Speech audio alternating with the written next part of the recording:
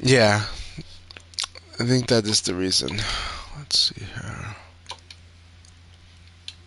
Where do I want this thing? Ooh, nice wall float, wall flow.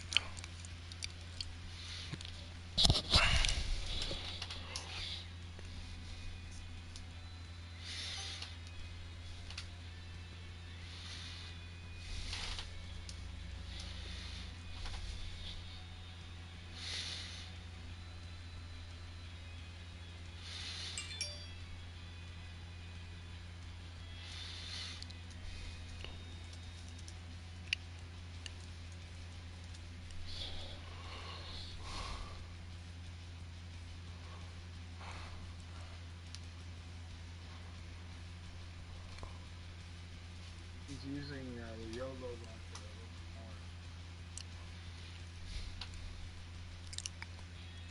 It's one of those type of moves is that you should use it until your opponent stops trying to hitting you. Yeah. Yeah, because if it's blocked, if you don't have the distance, it's pretty safe. But if you block it point blank, bad.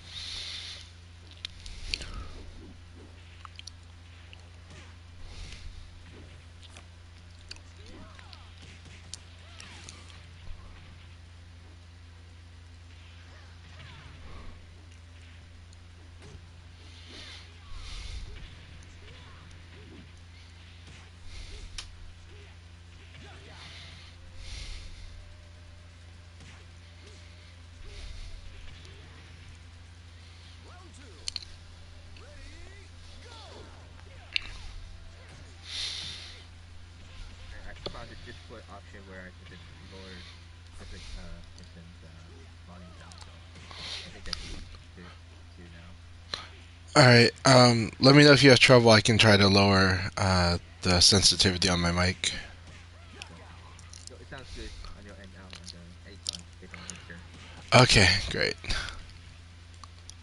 Okay, so I do have a good card coming up. Oh, awesome. Okay. Nice.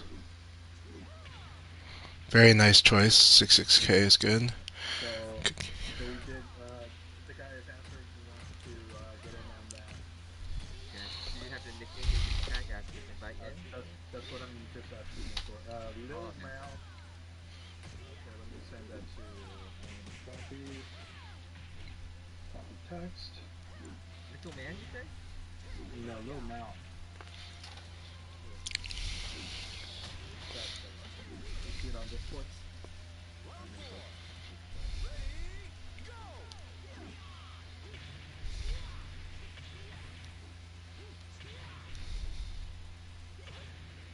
Okay, I see it. There we go. And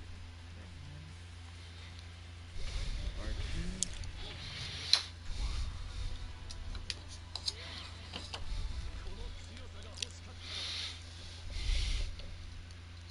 Alright.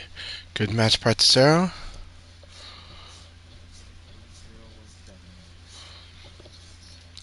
1017. So we're both doing pretty well, though.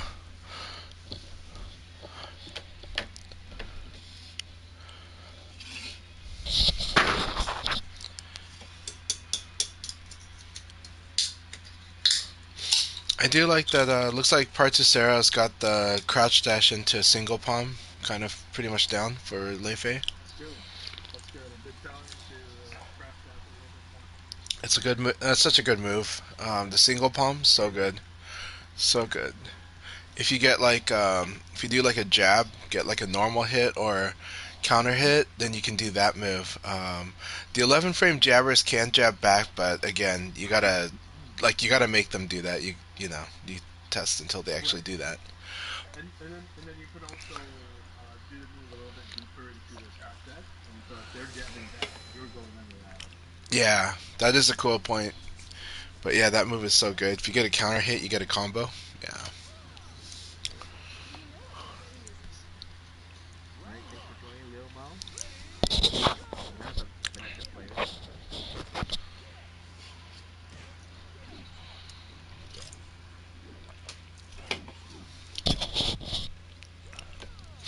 Wow, very nice read and did the low throw on that.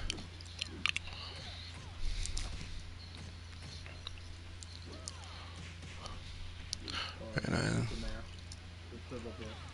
That was.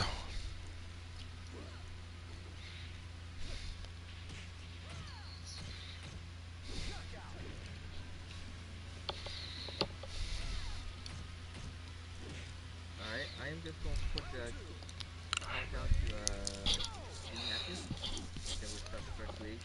Okay, so if anyone's watching this and wants to join in, this for beginners and intermediate, two intermediate.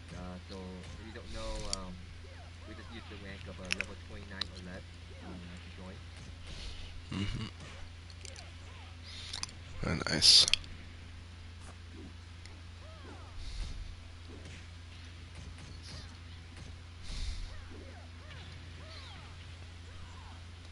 Good There you escape. go. Nice throw escape. Oh, I thought that wall would. Very good round.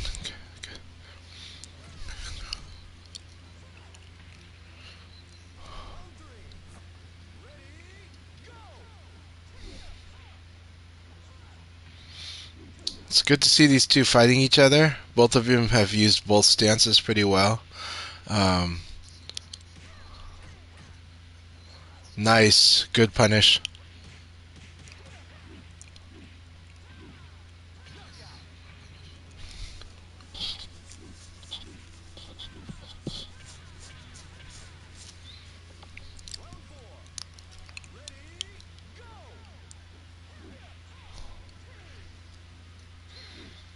It was a very good sweep after the KK.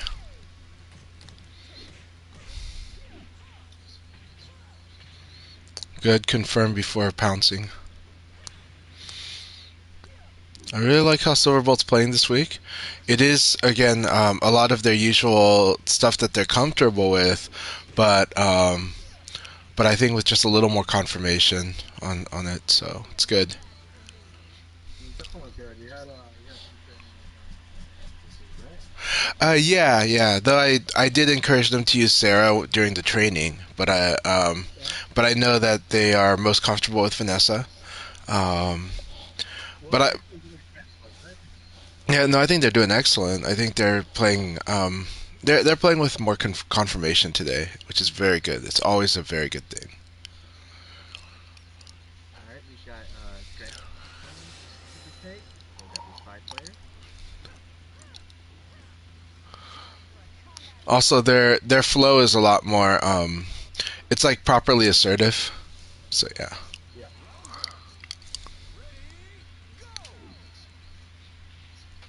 Well, whenever you're using your tools with purpose, I mean, it's always a good thing. Yeah, and they're using the low punch just like they're reading where to use the low punch in the flow, and that's a lot stronger.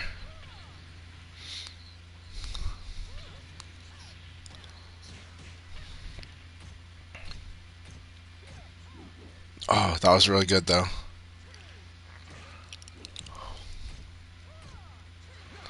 It's like just a hint of greatness in there. Meaning like it was they found a really good spot to kind of whiff punish.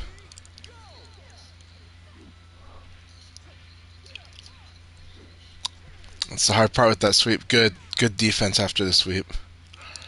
On a normal hit, that's like disadvantage, so you got to be a little careful. Well, most lows do Yeah, punish. right. So then the Typically, job then is to read what the opponent does, and they kind of do. And in this case, yeah, the opponent did do a high, but you got to kind of see it twice before you decide. Okay, I'm just going to punish the high after that. So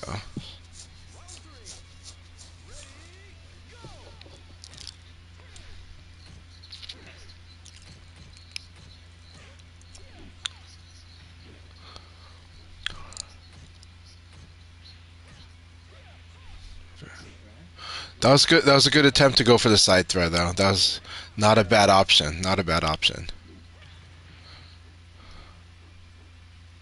Yeah, not only does Silverbolt went to one of your training sessions this week, But I do know that he always like have a sparring partner with PG Sonic Boom.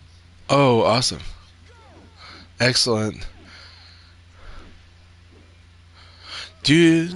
I do know them. They get together during the week to play around. So it's always good to have somebody to do that with. 100%. Do you remember which state Silverbolt is in? Chicago area. Chicago. Okay. Oh, Yeah, sweet. he and PG Sonic Boom also since PG Sonic Boom is Tinkle Hustle. Okay. Um, uh, they do a part-time thing. They both do like comic books. I think and Tinkle Hustle would participate in the Combo Breaker recently. He did. He did. I saw him. Yeah. Yeah, just just with 17th place, I think he lost to Blade. Which came to he showed me the video, which it came down to a very final round, with his late phase, Is that about came out? Yeah. yeah, his late Yeah. phase It was dagger, and right. Blade Yeah. recovered it immediately, and that's how that match ended. But to speak on that, Oh, what? Blade Okay, won. good. Hmm. So He was using Jackie, I think, right, as part of yes, the KBC group. yes. Hey, good to see Drenched. So we'll start the league right after this match. Yeah, that was a very good match though between Lil Mal and Silverbolt.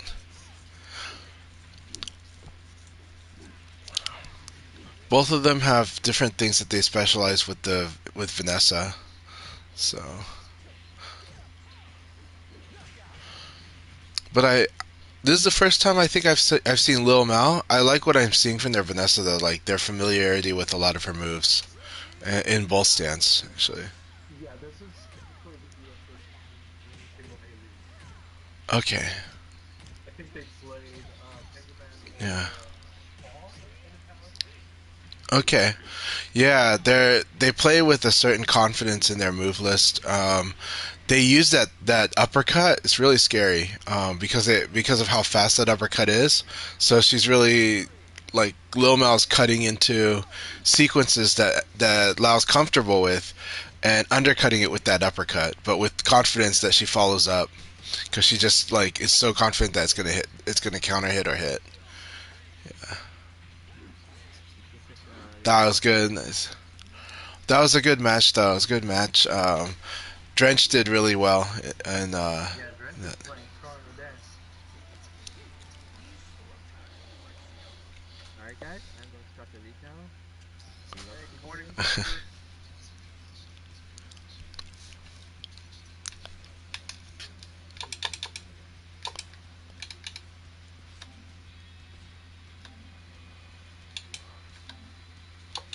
I just cracked open my copy of Street Fighter 6, and I'm always surprised. I shouldn't be, but I'm always surprised that there's not a booklet in there. That's a that's a sad It's tradition never. that they didn't have those booklets anymore. I know. Old heads remember. I remember the Zelda. They actually had like a little strategy at the very end of the Zelda book. in the American one, American yes, version. Yes, yes. yeah, but that was really needed in the American one. Not because of the American game, but because of how vague and hidden secrets the Zelda starting like beginning is. Yeah, Zarya tried to do the wall attack. Now that Pai's that mid double split is very fast, faster than normal sword fighting. Also can shoot at small distance, so you could use that as somewhat evasive. Uh, but it leaves that at a large disadvantage. There you go. There you go. Nice wall combo. Wow, Very that very that nice, very good combo part, Sarah. Yeah, That was that good was of him. Yeah, very good not to take the bait. always taking it. Yeah, that combo is something that I've seen Sandro uses it a lot after that kick from down back down. You can get if they don't struggle out fast enough, you can get the Yolo launcher out.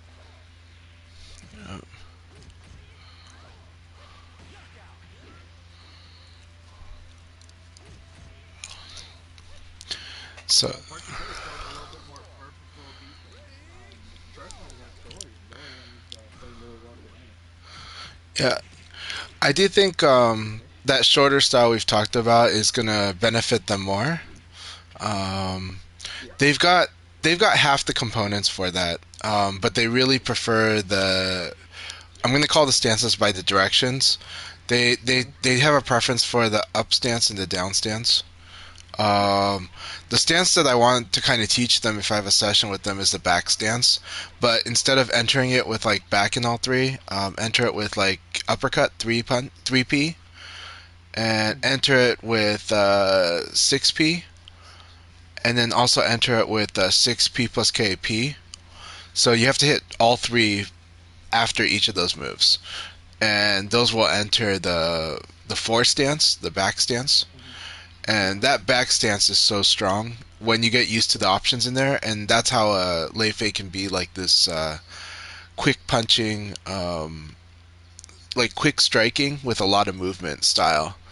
Um, and then of course mix in the 6XP and jab, get +5 situations and do the crouch dash into 6P. That's really powerful. Yeah. So they're close to doing that already, but I know that for them they wanted to add more movement, and that's how you do more movement with Lei Fei, because the other stances, the stances that Particera likes to do, doesn't allow as much movement, but they do allow really pressuring, circular, and moves that are some of them plus on block, but. Um, but teaching them how to use the tools that I mentioned earlier will allow them to kind of exert pressure, but they're going to have to play this normal flow VF though while they do that.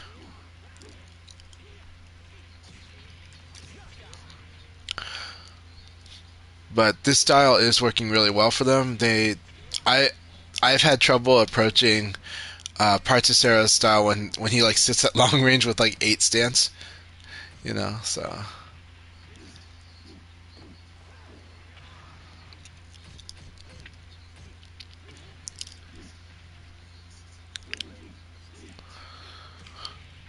but that is one of the challenges in Virtua Fighter in transitioning to being more advanced is at beginner and intermediate level, you can get through a lot doing the long range VF, but long range VF is ultimately um, has kind of limitations that hold it back a bit, because VF loves to be played up close, right? And when you're playing long range, you're relying on attacks that have a lot of hit frames, and you're also obviously relying on that long range, and that somebody's gonna walk into like the optimal range for you to use yours. So you're gonna play like a very slow form of footsie that VF has.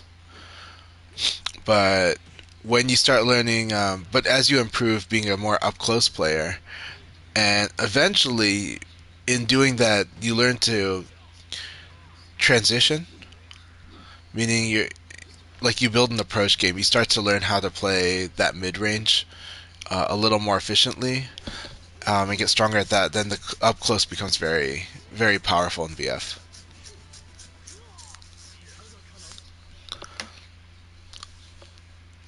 I But think the thing that Portishead needs to realize is that he needs to punish right away. I think he's yeah, not doing that sometimes. that's kind of sometimes that's so that's what I've actually learned from tutoring quite a few people this past week. I think I've tutored like 5 people. Most players are not used to buffering. Like if buffering takes a while, like I have to actively train people to buffer. I have to kind of sit there and drill it, and because if you don't buffer, the close range might feel weaker because you're going to be playing things. You're going to respond slower. You're not going to punish as well. And so I found that most players just are naturally not used to the buffer, Um, I think Silverbolt has gotten used to it from a long time ago, but I do think it turns out a lot of players don't really utilize it. Um, and so a lot of what I was tutoring this past week has been a lot of getting people used to the buffer, and over time they do realize that um, they do realize that there's nothing wrong with that. It is actually better to use the buffer. It's better to use the full frame advantage, but also if you can manually force a delay by using crouch dashes and stuff like that, and so you can just it becomes a more precise way to play. But a lot of people are resistant to it at first. Like it usually takes me a good 45 minutes of drilling before they start to see why they should do it,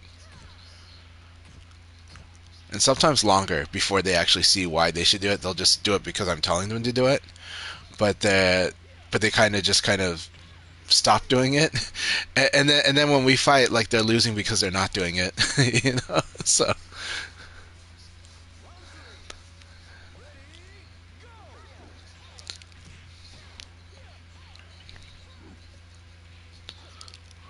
So, Drench asked basically, what's buffering? I think I'm quite sure you're already using the buffering stuff. It's just that you're not yeah, understanding how exactly it works. Um, but when you start learning, like, kind of understand the frames and advantage and disadvantage, um, you should find out, for example, like if you block someone's move, you have a certain advantage. So you want to buffer in your next move so that it will come out with no yeah. delay.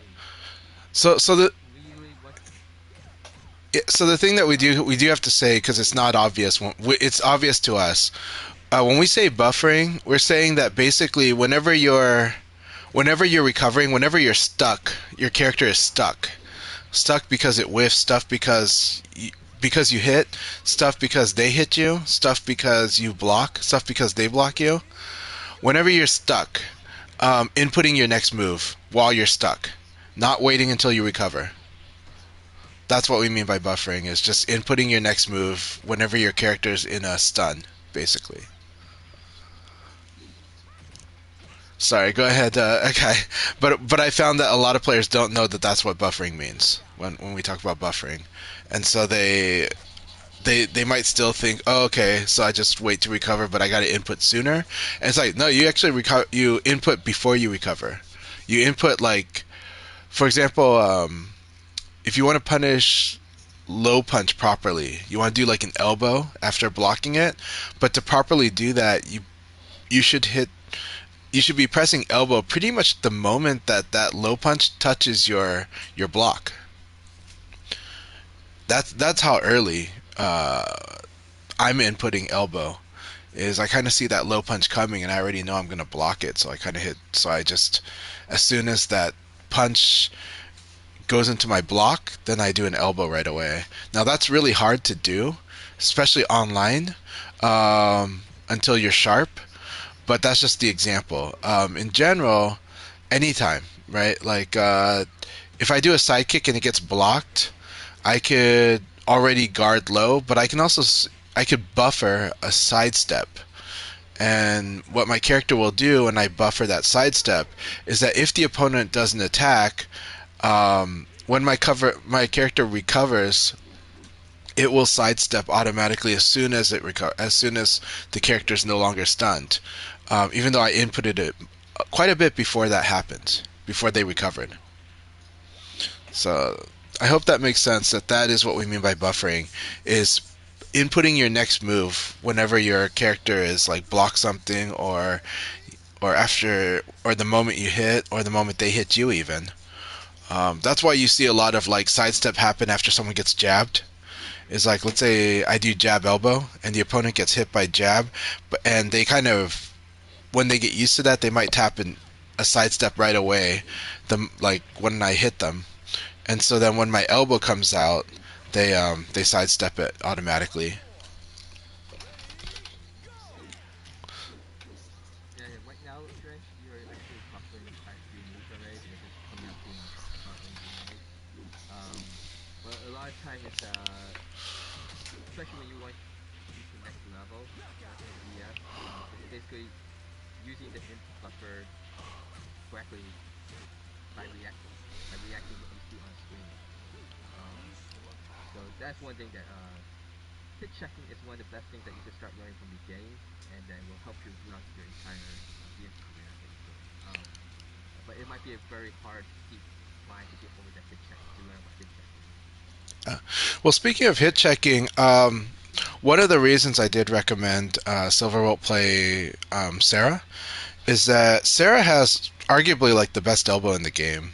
Um, it's got the easiest hit checking because the fact is, if that elbow hits at all, you can do a kick.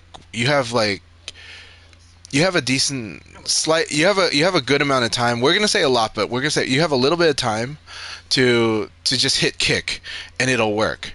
On normal hit, recovery hit, counter hit, that elbow can turn into a kick. And once you do elbow kick, she has a really strong okizeme. My favorite is just to do 4K after you've confirmed that the elbow kick has worked. But the tricky part is that if that elbow is blocked, then you shouldn't really do kick, but you could consider delaying it. But again, if it becomes a bad habit, that's a problem because elbow kick is really punishable. But it's so confirmable that it's pretty scary, and it's so delayable that it's so scary. Um, but then on top of that, if you do get the elbow kick, then she has a lot of okizeme options. If they don't get up, she has down back kick and guard kick and into 6KK, and that does a lot of damage. But if they do tech roll, then 4K will satisfy all of the options, and she'll be in flamingo ready to punish the opponent. So it's something to practice against the AI. I'll probably send a message to Silverbolt with that game plan, but it's a really powerful game plan for her. But then she has even more. But that's a very good start. and to kind of answer Greg's question, how do you expose the buffer? So basically, once you're familiar with people trying to respond using the buffer to some of your moves, if you know your move is going to be at a disadvantage, if blocked, then you need to start thinking about options like kind of a fuzzy guard, evade throw escape guard, that kind of Yeah. thing. So if you're basically making use of the buffer to cover yourself if you're overextending, or maybe even Yeah. if you didn't expect a block from them. Just I that's how you get into the spirit of option select, which is definitely something you should be using yeah. in the future. Yeah. I will tell you when your opponents don't use the buffer, like if they're not buffering, um, that means they're kind of starting. They're doing delay attack or throw. Suddenly, medium speed and delayed attacks become very powerful against people that do not use the buffer. All Um, right, guys. yeah. Just want to quickly interrupt here a bit. We'll invite Tisha and Zay quickly, so we got 7 people for this second King A League. Just a second. All right, let's continue on. Chanchai, go ahead. Yeah, no problem. At the beginner level, it becomes like counter hit launcher becomes really powerful against people that don't use the buffer properly because they just have a higher chance of running into that move. They're like people that are not like sidestepping is bad against somebody that doesn't use the buffer, and yet sidestepping is pretty strong against somebody that does buffer. But the person then is going like, well, why should I keep buffering if fuzzy guard and sidestepping become strong? um, become more active because I am buffering. And it's like the trade off is that if you're not using the buffer, if you're delaying by accident or on purpose, you're at a higher risk of being launched by a counter hit launcher by like an uppercut. And so playing into the buffer generally is better. As Gentleman Thief, the best player in America, would say, um, you need to use every bit of advantage the game gives you. And so is a way to manufacture a delay by inputting a crouch dash, and there's other ways to do it, inputting a back dash, and doing options. But the the strong options in the small advantage and small disadvantage game open up when you buffer. When you don't buffer, you're going to become victim to like very simple moves. You're also going to have trouble controlling the situation. The situation is going to be very inconsistent for you too because of the inconsistency of your timing. So that's why you should absolutely use the buffer and then learn how to do strong options from the buffer. I'm just gonna get three matches in between to let Zayke come in, so we have 7 people. I I wasn't paying attention. Who won that first one, Daily? You mentioned Dollar yen. Darian. Okay, congratulations, Darian. Congratulations, Dollar Yen.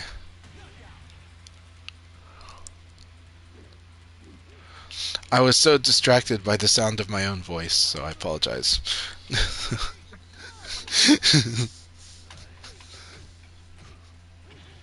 This is why your podcasts are very enjoyable to listen to. It's also one of the reasons why I first asked you to help me commentate my streams, because I'm not very comfortable talking that much. I'm getting better, more comfortable. But I know Chanchai is very eloquent when you know Yeah. like you listen to me, you'll hear me say okay, and take a lot of time.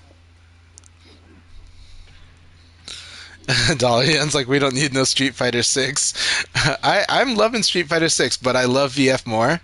But I honestly, as a Virtua Fighter player, Street Fighter 6 is checking off some boxes that really appeal to me as a Virtua Fighter player. But Virtua Fighter is the best, so. But Street Fighter 6 is so much fun. So much fun. This is, for me, my favorite, the most excited I've been for a Capcom game since Capcom vs. SNK 2. And I was excited for Street Fighter 4 and everything else, but yeah, Street Fighter 6 is so good.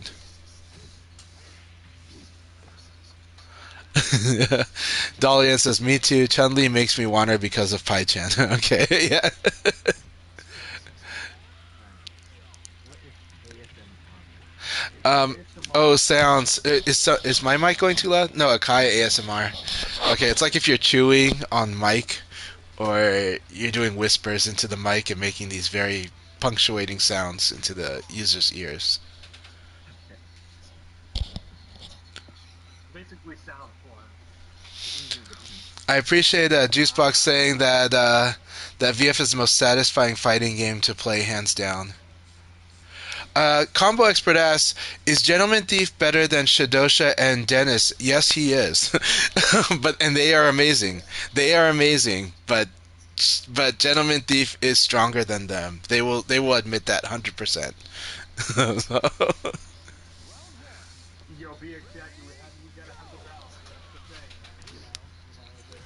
There's soothing voices and then there's me.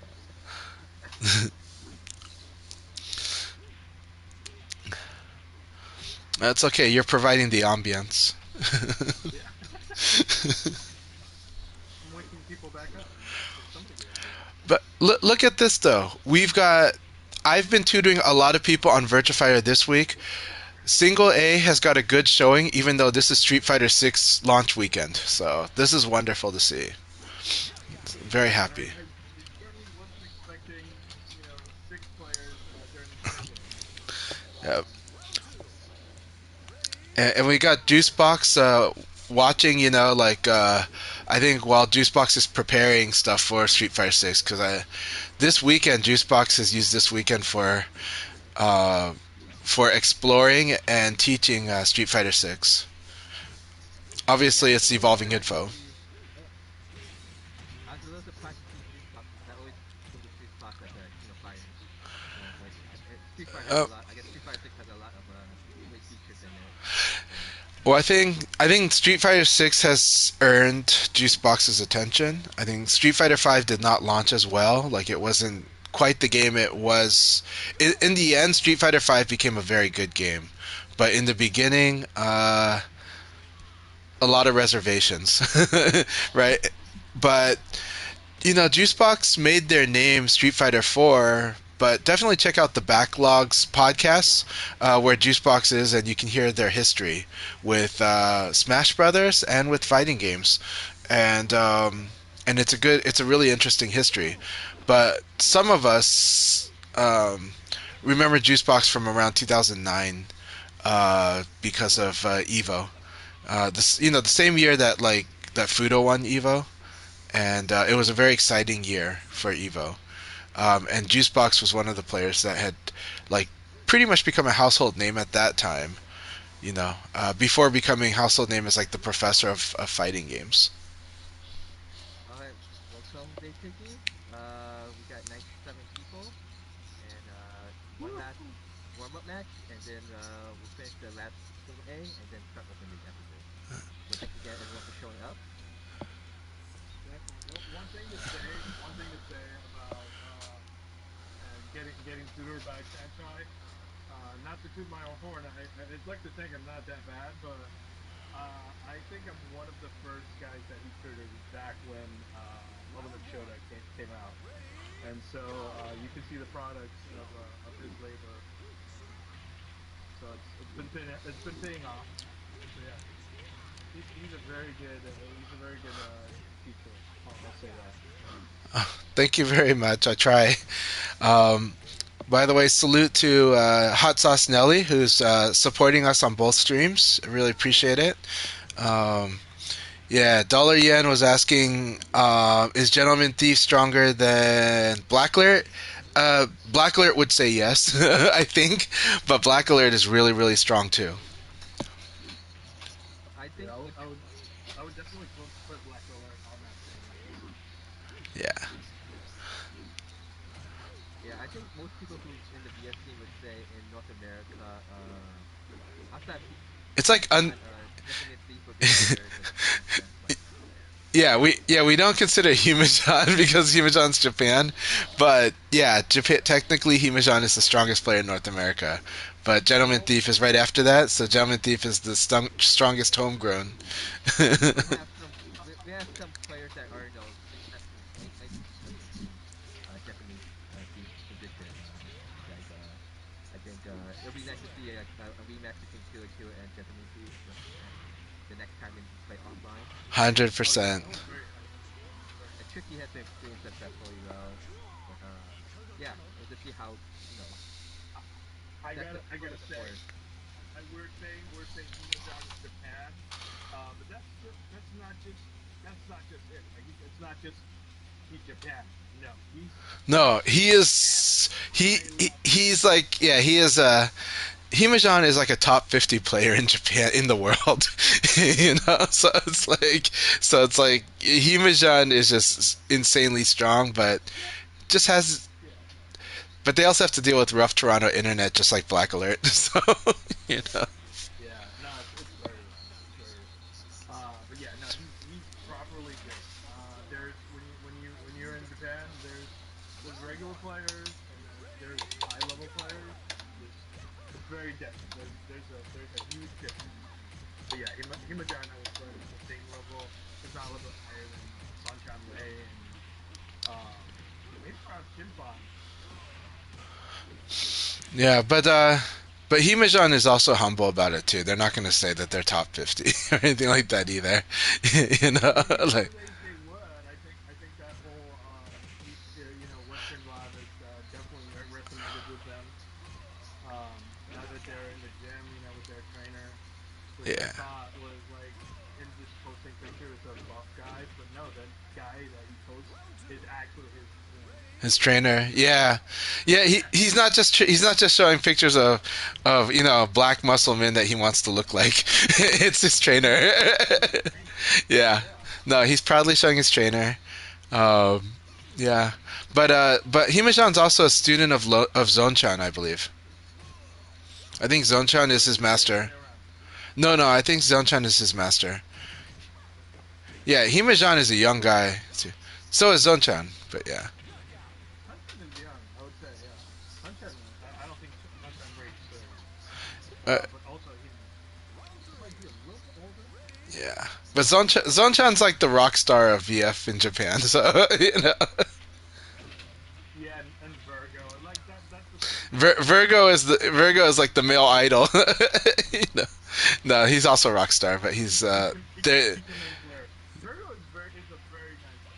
Very sweet guy, very nice guy. very friendly. Yeah, and he's awesome. Yeah. Yeah. All right, just gonna make a quick interruption here. This is the last single A league. That's six people. I think Pajarian to play at the lead. Uh, but that's how we like to run these game sessions. Play as much as you can, or play in just one single league is fine also. Um, oh, Where's Hunter, the yeah, pie? Darian, Yeah, he yeah, left. he had to leave. So that's how these Sunday sessions usually work. Is we just play the entire session, the entire day, or just one or two, depending on the schedule. Um, and the Sisha takes that. And it's always good to see people who maybe take a small break and then come back. So that's what these Sunday sessions meant for. All right.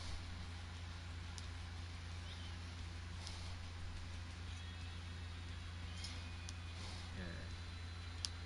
So yeah, today I would like to we could go over a little bit combo clicker, the final 16 though. Go a little bit over Tokyo Bay Area Cup, since I kind of want to go through that, and also to lead back into the team league that I would like to try out with these Sunday sessions, which we did run a test session last weekend. So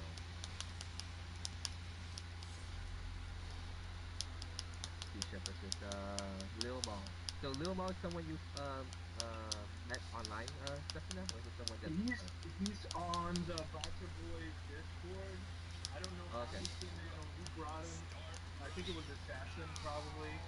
Hmm. But he was asking for mentoring like earlier this morning. So I was like, "Hey, dude, we have this going on. Why don't you come in?" Okay. That's Lil Mao. I'll, That's I'll Lil Mop. I'll send him an invite to the dojo. But that's Go awesome. for it. Go for it. Right now, Tegoman is explaining Lazy Throw Skateboard Utori in Japanese on the Discord. Hundred Which is percent gotta learn. Yes, everyone has to learn that. Go ahead, continue. yeah, that's what he's doing right now. But I think some things need to be um, kind of ironed out. But Lil Mo seems to be very aware of. He probably plays either Do or Tekken more. It definitely looks that way. Maybe probably Dead or Alive, but the way that they're playing, I really like it. Um, and I like the way they're using the move list. Yeah, yeah, definitely very versatile. It's not somebody that's foreign to fighting games or is not good at some other fighting games. He might already have um, and it's not like he's breaking at 3D Jackie, right? Right. Oh yeah, there we go. That's a proper juggle. Um, And I really So Okami Gelato, yeah, this is still single A league. After this one, we'll be hosting the open league session. So about 12 to 15 minutes. really good to see Sisha in here as well. Um, the critique is, of course, just be careful of the attack option if you're at -6, like after your rising attack is block. So if your rising attack is block, you're at -6. So you want to be, you can attack, but you gotta be very careful. And generally, if you're attacking, it's because you think the opponent's going to try to throw in that situation.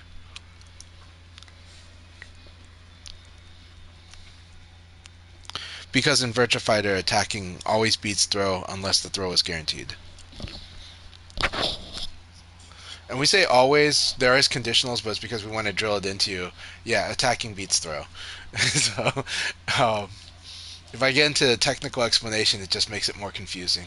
So, yes, there is.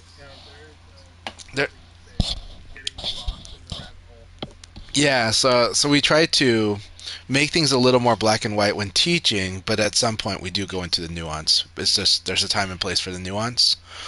And that's something that I think has been a tricky part of the VF community is a lot of the experienced seasoned people in the VF community love their attention to detail and nuance.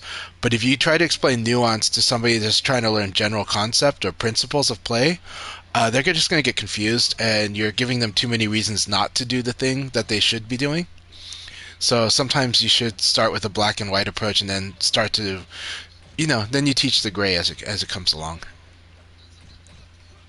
And I'm a very gray person in real life, but when it comes to teaching, I found it's just kind of effective to approach things as like kind of like general principles. There's always exceptions to the rules, exceptions to principles, but learning the general principle of play will help you get a better feel of what the game of what the situation wants you to do, and then you can decide from there.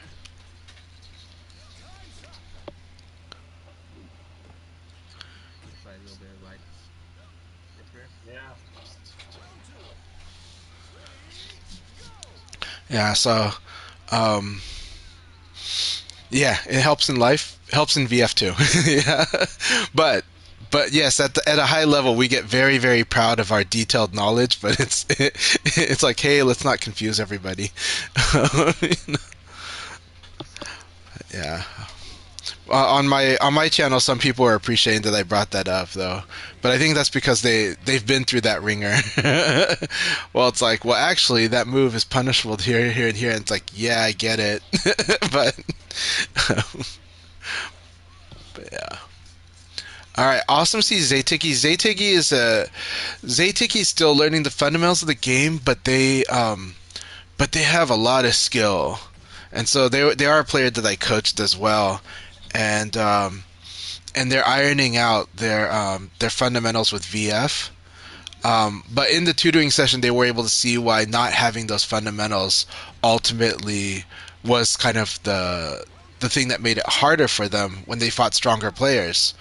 Um, Even if they were having success across the board with even some of the stronger players, but I was able to kind of isolate it, show them that VF is a fundamental system first game, and and their skills are going to shine through. But as their fundamentals are improved and executed well, they will see the results. Final round. Really fun watching these two players fight. And with Sisha, never count Sisha out. I've seen Sisha turn around so many O2s and win 3-1, 3-2. That was really cool. They could have done a ground throw after, but that was cool. It's like a debate between whether you pick him up off the ground or you ground throw. That was really nice. Really nice. Yeah. Well, there's mind games. I think they've probably gone that way in the past with him, and we're not trying to fall into it. Yes. Well, L-Blaze versus L-Blaze is always going to be this fun. It's a fun matchup. Like crazy stuff happens. So, Some mirrors I like that. I like the yeah. Excelsior mirror, late mirrors, Yeah. mirrors. Leon Mirror is very much like it. So more than half of the Leon players hate the Leon Mirror. So and that's because Leon has good lows and Leon is good at crushing lows. So stupid stuff happens if it plays according to that. Uh, Changes when they start using more mids. When they start using more mids, it's a lot more reined in. I gotta say, the one that I absolutely have heard everybody despise is the Taka mirror. I that 100%. I liked how one of the best players in the world, Hato-sama, who is one of the strongest Taka players, but plays every character. He just in his interview with Himajan, he just said that, you know. He said all these good things, and then he says, "Yeah, the Taka mirror can hardly be called VF." It is the most awkward experience because suddenly your basic mid launcher for Taka, which is the back punch and kick, like doesn't work on Taka, so it just feels stupid the moment that you realize that doesn't work.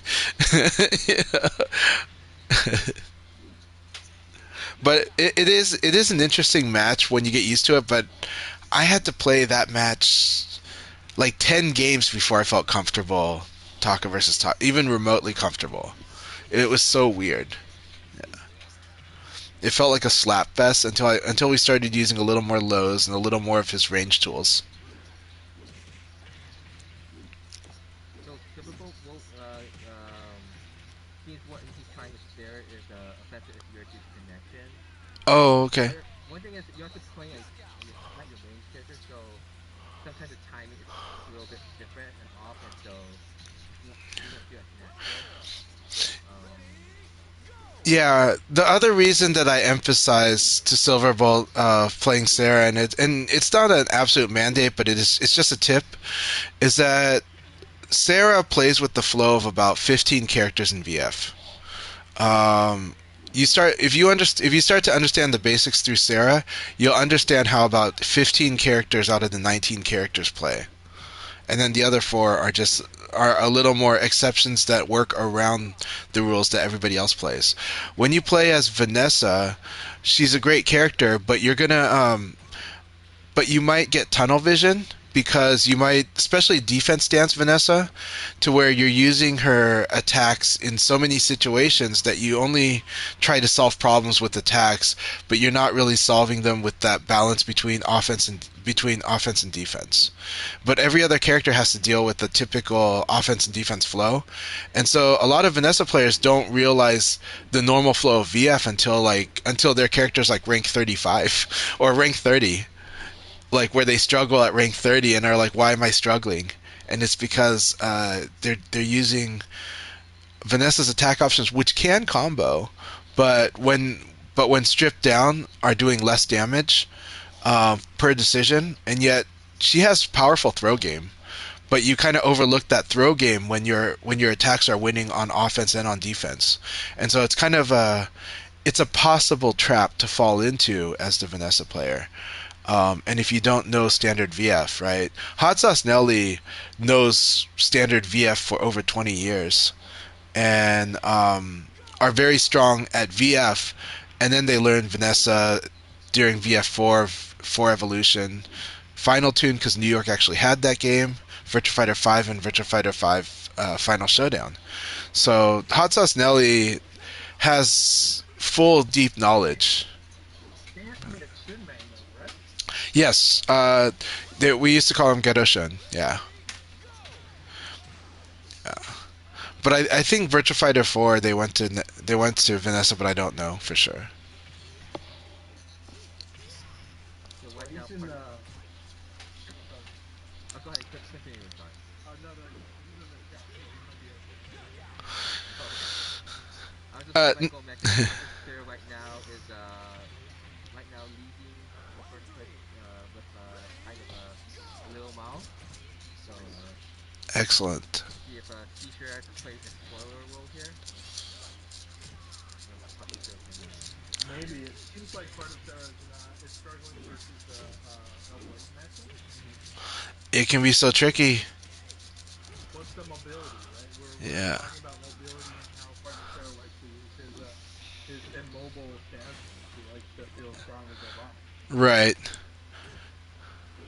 So when you got somebody that's most of his stances are just spinning around, it gets hard, it gets tricky. Yep.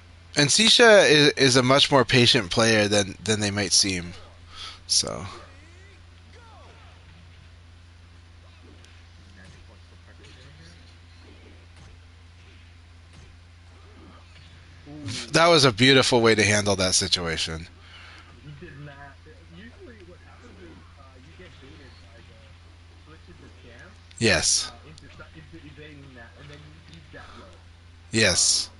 But Sisha didn't. Sisha was patient. Yeah. He waited to evade the actual move. Oh. Oh my God. So tense. Ah, really good. That was an excellent, well handled, Sisha. That was such a good way to be very patient, hang in there. Trust your reads. Trust your reads.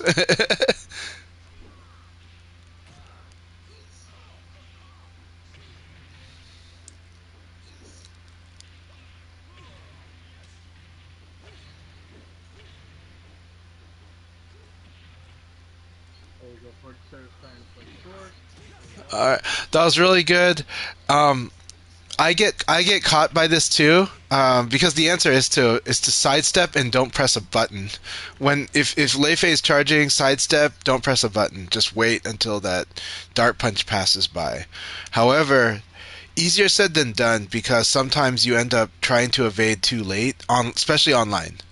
So that is a thing where the dart arrow has bonus properties online because the opponent might be hitting sidestep too late because of online. So yeah, All right, congratulations, Precious Zero, for finishing first place there, and second to Sage Piggy, and third to Little Mall. All right. yep. Congratulations, that was an excellent league.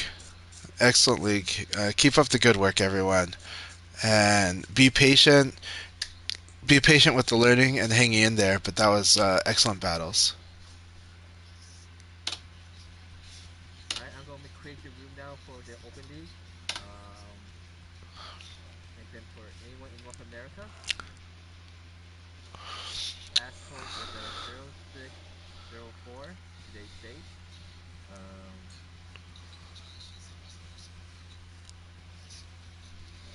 1 sec actually. Yep.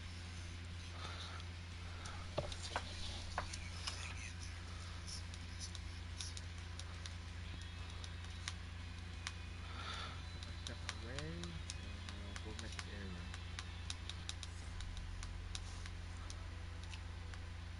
I think simple if you're starting to play well. I know you've been playing Sarah a little bit, but still was kind of your secondary character. I would think you should not expect to see much results within a week, in my opinion. But Well, that's the other thing. Like, if you're just picking up something, expect a downgrade, and then you'll come back up. Yeah, but I'll send simple flowcharts, and then Silverbolt. Anytime you want, ask me for the more advanced flowchart when you've got a handle on the simple flowchart. I'm working on that with Sarah because Sarah is a lot of fun. Mastering her elbow is like really scary. Why is mastering her elbow scary?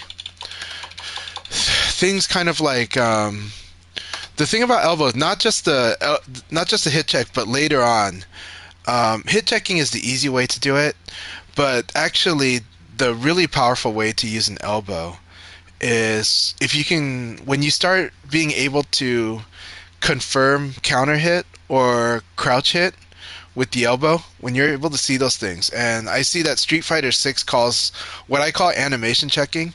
Street Fighter 6 calls that situation checking.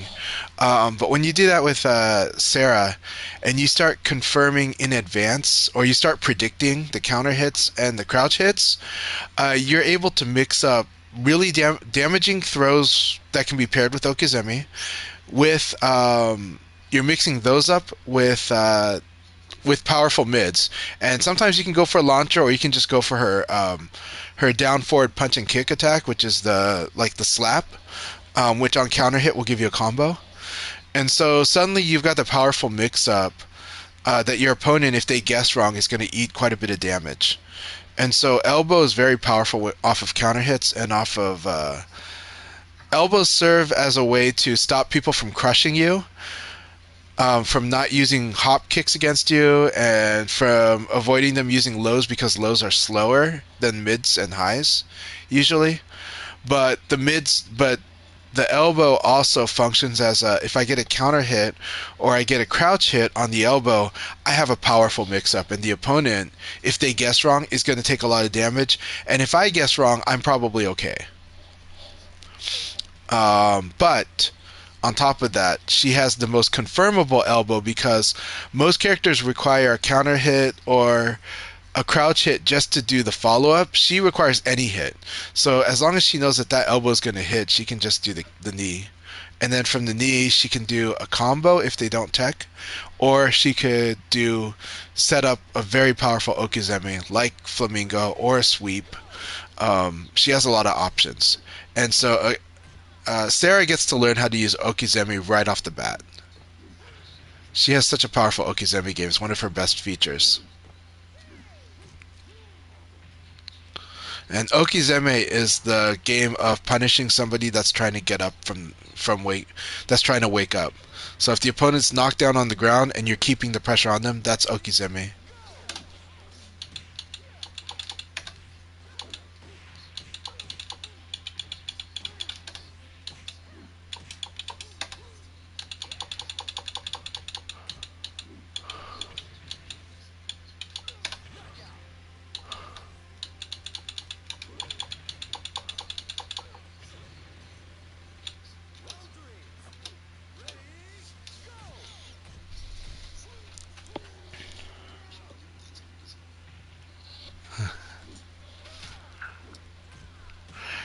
Scope Dog is wondering if I was learning new characters. I am learning new characters, but it's mostly because I'm trying to teach people characters. Yeah. So it is easier to teach people when you play the mirror match a little bit, even though that's not going to teach you how to do the general match. But sometimes it's easy for people to see what you're trying to explain when you use the same character as them. So I've played as Elblaze, I've played as Sarah, and I've played as Jackie to kind of help illustrate points to the students.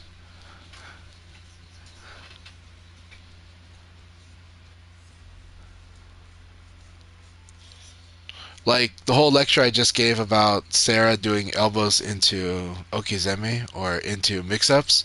When I show that as Sarah, it makes a lot more sense because you're seeing it or feeling it. Yeah.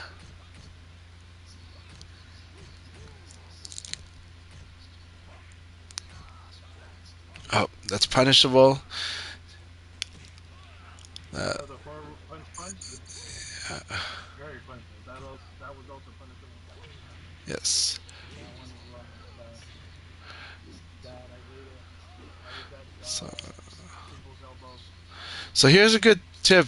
Punker is testing every. Punker's Wolf is not afraid to use moves that are punishable. So you owe it to them to work on your punishes when you fight them. Um, if you want to start with PK, you can, but some of the moves but he's putting himself at minus 15 situations sometimes. So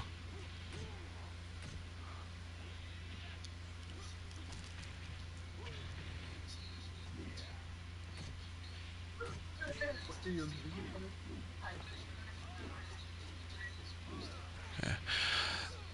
that said, I don't want to overemphasize punishment though in Virtua Fighter, because honestly, the force two choice mix up between mid and throw is kind of a better habit to have. Um, if you do mid throw mix up during a guaranteed punish, you still have a good reward in that decision. But if you try to do a punish like PK in a mix up situation instead, you're at great risk of them crushing your high attack. And so you want to be very careful about that. So when you're doing punishes, they should be the correct situations, whereas the mix-up between mid and throw can be done in any situation. But they just happen to be really powerful when the opponent cannot crouch dash, cannot do fuzzy guard. So if you do a mix up like on a guaranteed punish, you're okay. If you do guaranteed punish on a mix up situation, you're at a big risk of getting blown up. Go ahead, sorry, Setsuna. No, just to say that that situation starts at -6. Yes. Yeah. Yeah, so when you have plus six, that's when you force a mix. That's when forcing a mix up on your opponent is good because at plus six, your opponent cannot fuzzy guard. They cannot cover. They cannot do like an absolute guarantee that a throw and a mid are gonna miss, are gonna not work on you. If somebody's wondering, well, what about guard throw escape? It's like guard throw escape. Technically, if you throw somebody doing guard throw escape, you did the correct thing. It's just that if they happen to escape you, they guessed correctly. That's all it is. But you still throwing was still the correct thing to do against somebody that was standing and guarding.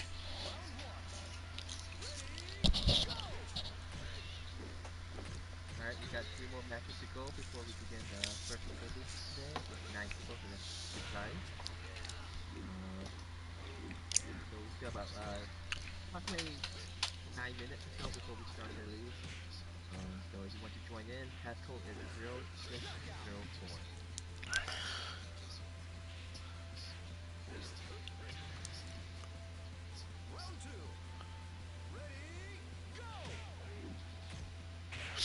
Yep, Silverbolt playing for learning is really good. It takes a lot of pressure off of you, and it can be a lot more fun. And you will get stronger as you enjoy that process more through the learning. And you might as well do that's might as well you put the losses there, because in VF everybody's going to deal with a lot of losses, um, even the best players.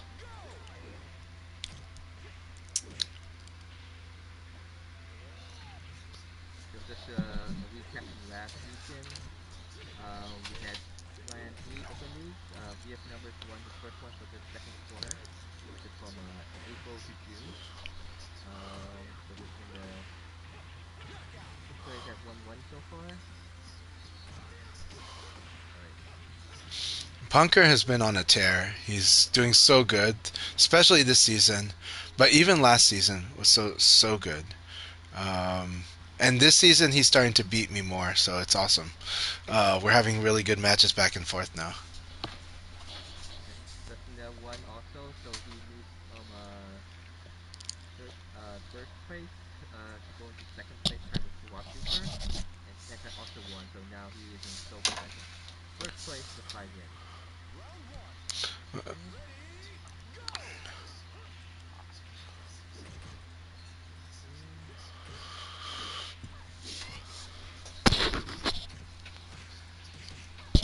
Okay.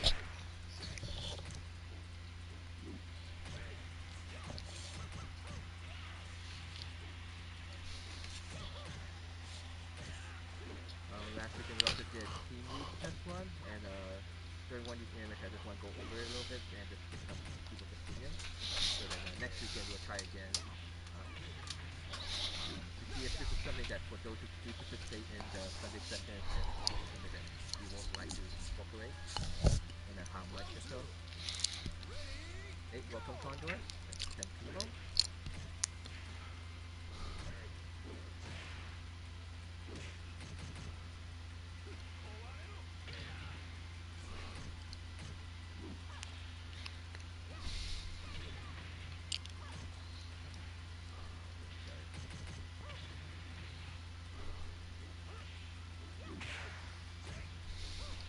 Very nice.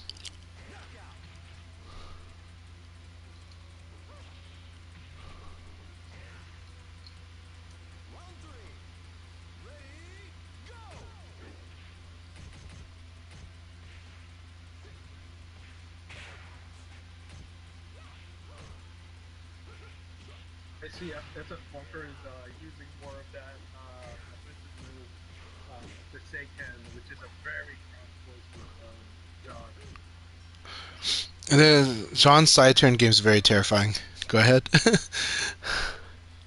That charge the offensive move to that charge side kick, and then leads to Yes. guaranteed combo. So if you're Yeah, very defensive minded like me, that works really well. it is. Yeah. So if you block that max charge kick, it's just his normal kick at full charge from the side. He's guaranteed to have a combo against you. This is not going to go well, but let's see how this goes. All right, first match of the day. Okay, and this will be the last match before we start the league. Aw.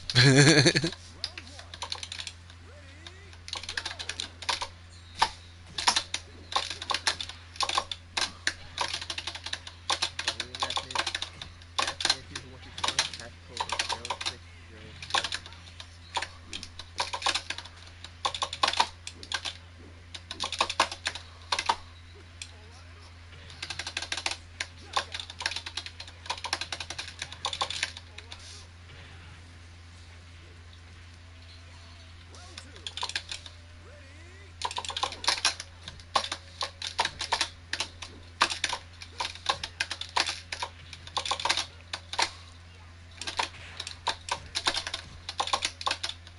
Very good.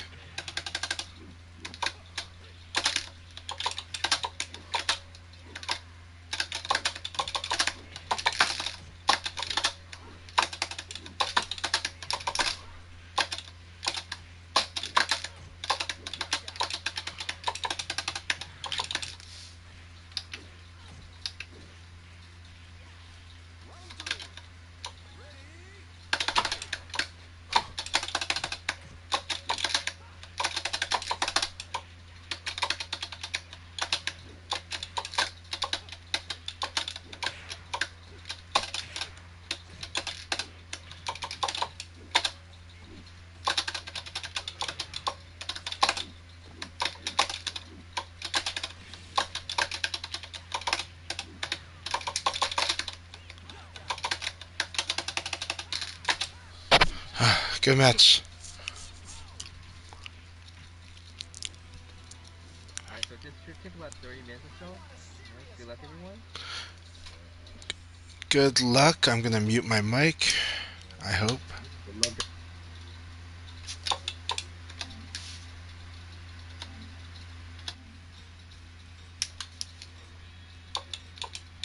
I'm learning the interface. Okay. Oh no, where did I mute it in the party? I don't know anymore. I have no clue. You guys have to mute me. I'm sorry. Like, I'm really sorry.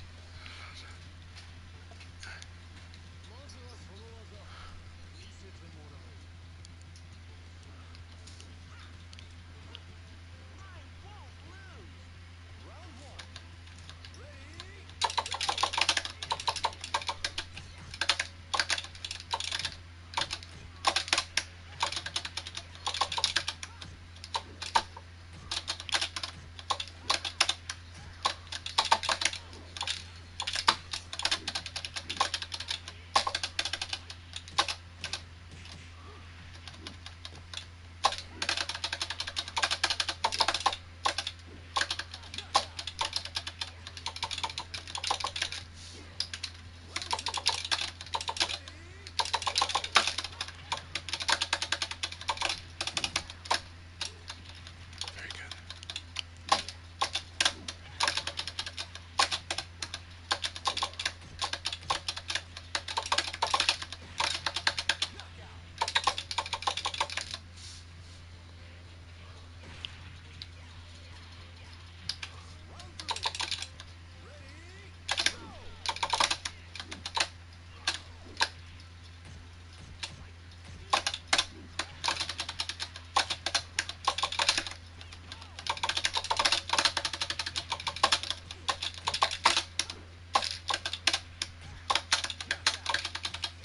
All right, good battle.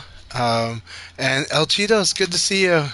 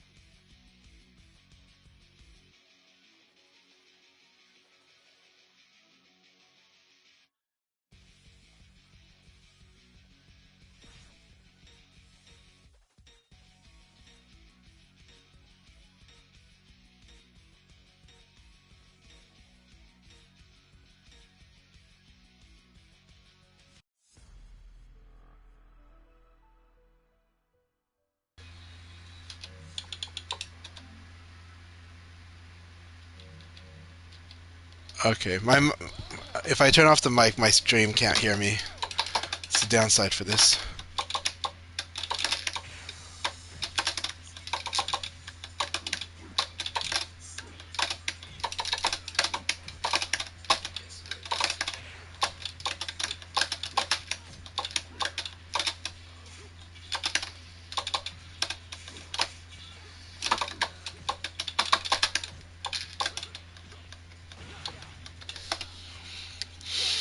All right, can you guys hear me now? I think you can.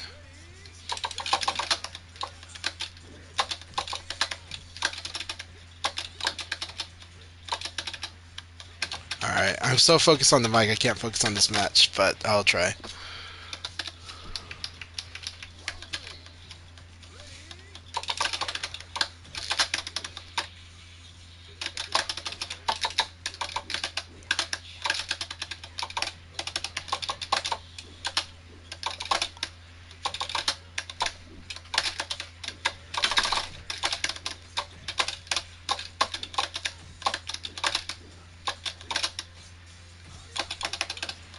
Good match, good match, good match.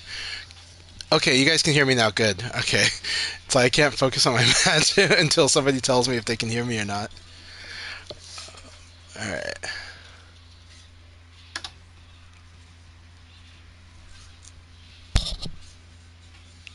All right. Thanks for confirming, Shite.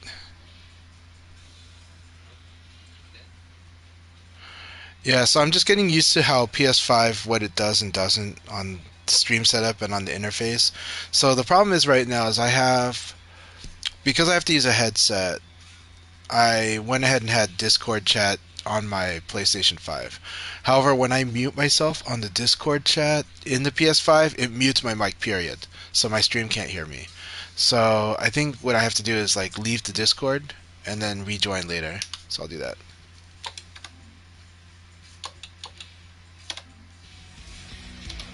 Alright, now you guys are going to hear me a bit louder. But that volume is so loud I can't hear myself. So I'm going to turn the volume down a little.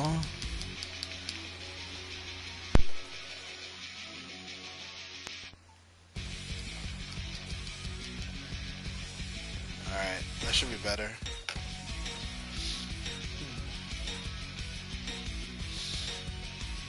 All right. I hope everyone's been doing really well. We've been having a lot of fun. Maybe I've been having too much fun because I've been talking a lot during the stream today. But it was really good. It was a good match with Punker. Awesome match with Punker. Needed full focus. Didn't have full focus.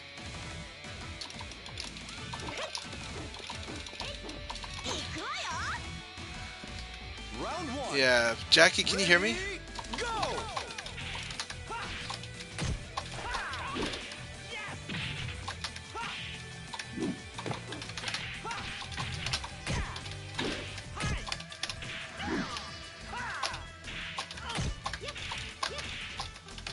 Okay, good. Knockout.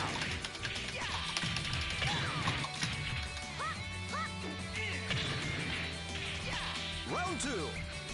Ready, go!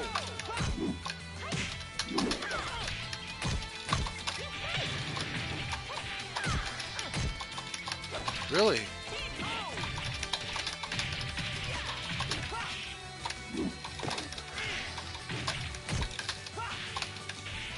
Knockout.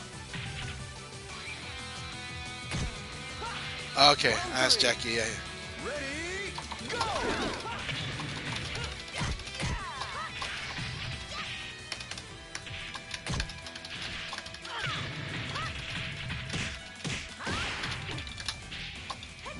That was really good, Akai. Really good.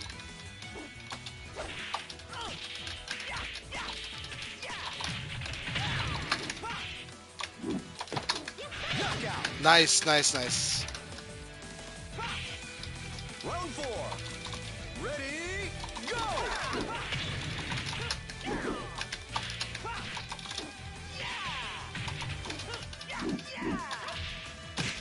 Good. Almost.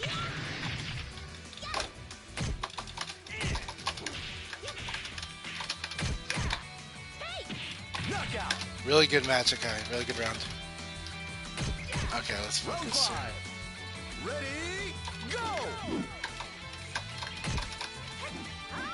Back, okay.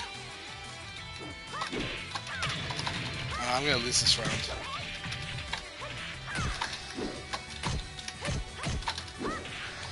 Excellent. Almost, almost.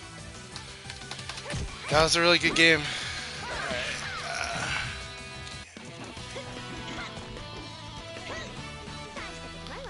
Alright, I'm not winning this league.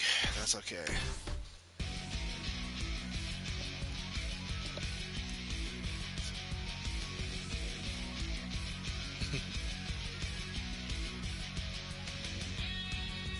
So Akai kept his composure in that last round. He knew that I was going to try to throw, so but he patiently did delay attack to deal with that. That was really good because if it was one single throw and not escaped, I would win. I would probably win that round. So yeah. Round one. Ready, go!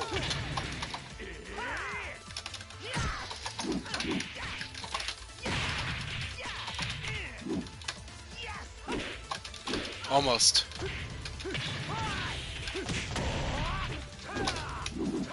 Yep.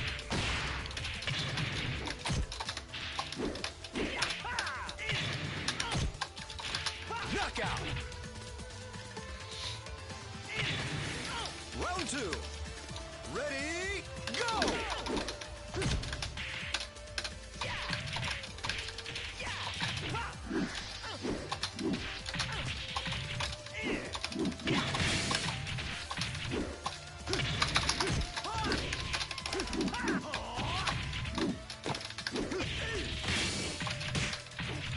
Knockout. Round three. Ready, go!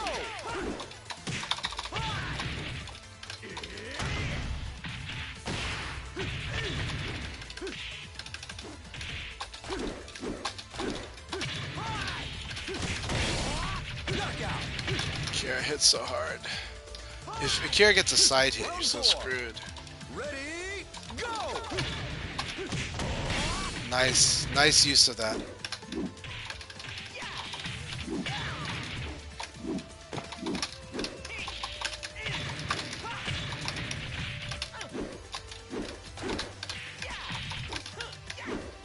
Knockout.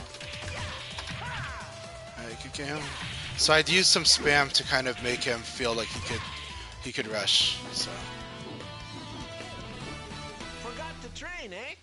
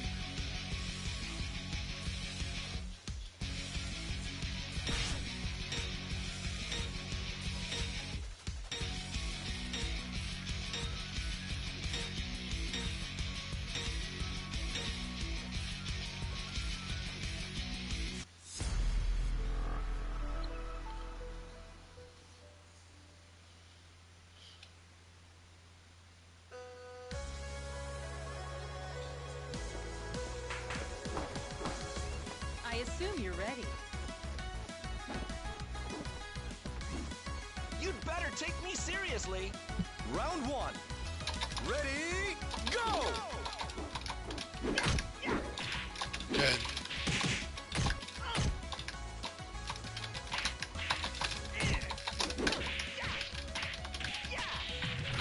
Ring out. Round two. Ready, go!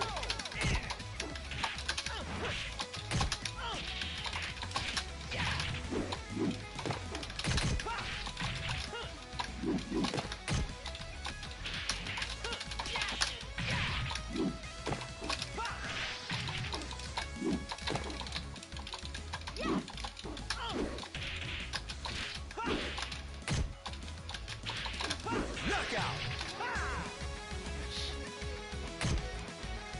Round three. Ready, go! Good.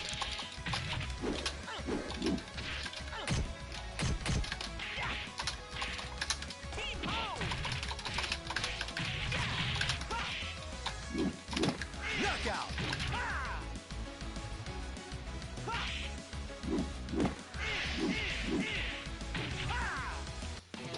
Alright, game's over, Bolt. Keep it up with the Sarah.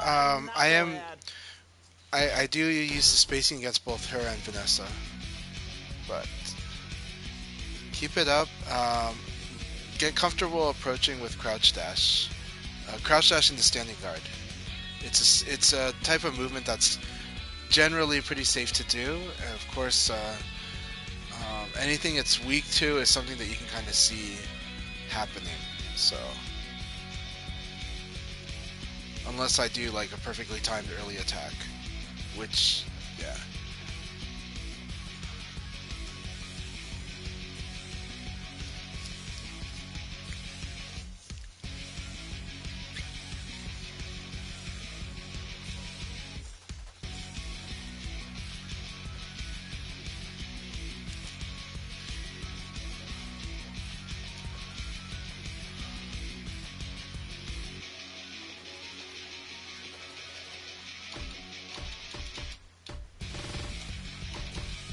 Alright, Setsuna got the win on Punker. That's the loss that Punker got. Okay.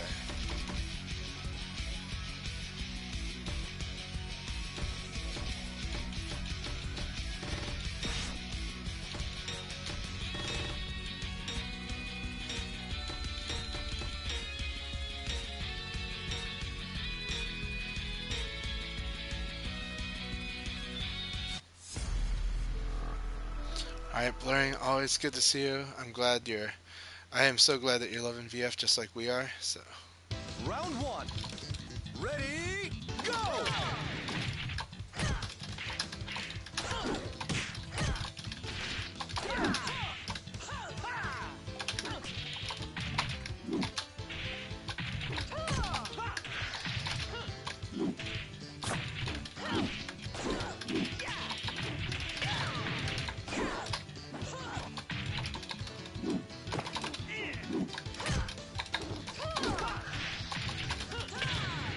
nice, nice knee.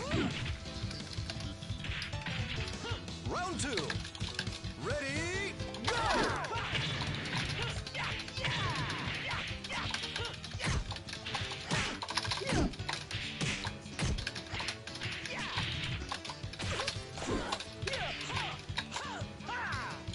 Knockout. Round three. Ready, go!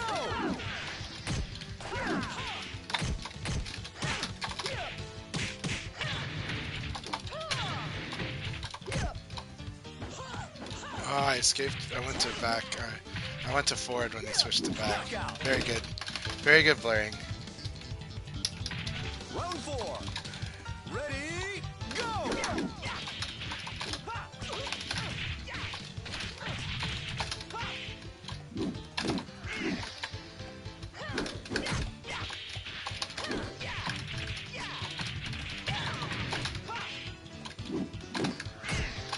Excellent.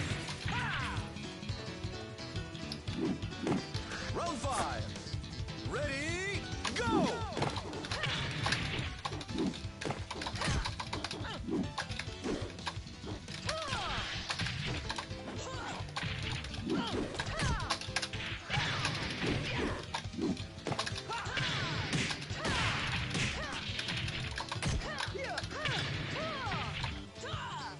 That was a really good game. Good game. He went for neutral. I thought he would just switch to his side because of how low that damage, but that's how powerful tackle is when you've got lethal. So awesome game. One of the strategies Blurring is using is he's targeting lows, or he might just react. But generally, he's gonna go for a high damage to crush a low. So I have to be careful, like to just use kind of mids and spacing instead of going for like being very careful about the low because he knows he's played me enough, so he's gonna try to crush the lows that I do, and those are enough to turn around the round, like to totally take a round. So that was really good. Excellent game. Excellent game. So against Blurring, I have to be careful and place my lows very carefully because he's just going to go gamble on when he feels like I'm going to go for a low because of how much we've played. So it's good. That is the weakness of using low attacks in your mix-up. Low is generally not a good mix-up, but Leon has Round one. some really good ones. Ready, go!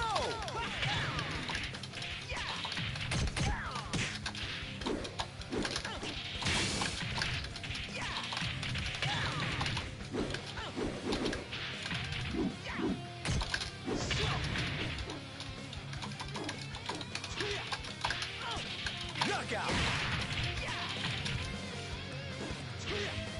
Round two. Ready, go!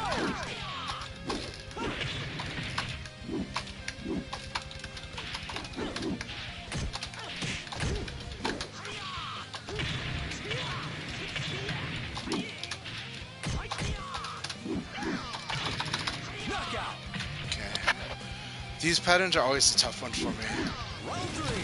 So this is my weakness against Lei Fei.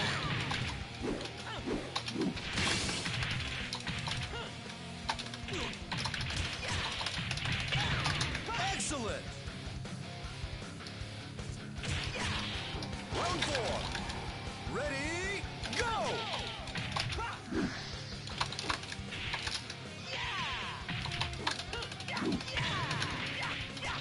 Excellent. Alright, good game part, Sarah.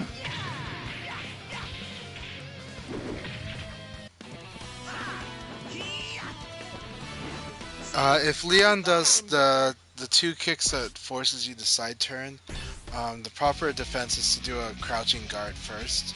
You can do crouching guard into a standing guard, and that's because of side turn, because of the frame data on side turn. It gives me a free PKP if you try to block. It gives me a free PKP if you try to evade. But you can crouch. You can do a low. You can also do an attack. But if you try to attack, the PKP will win unless it's a low attack. So,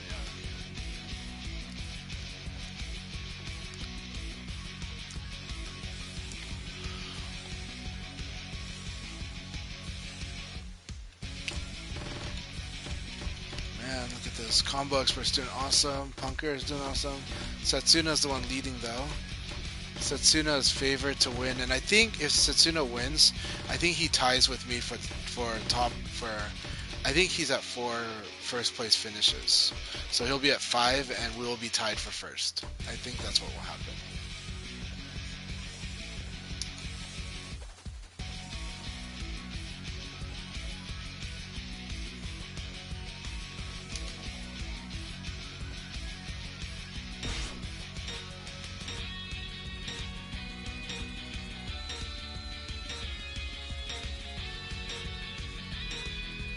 Oh no, but Punker's in the lead. Punker's in the lead right now, so we'll see how this goes. Punker, I think it might be at 3 already.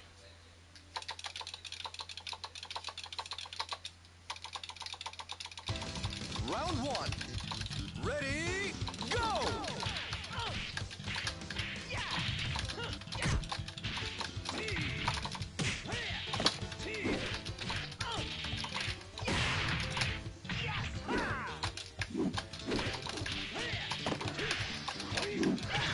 Knockout.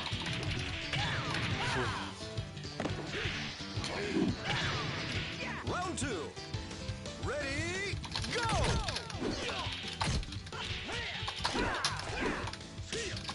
Good. That was so good.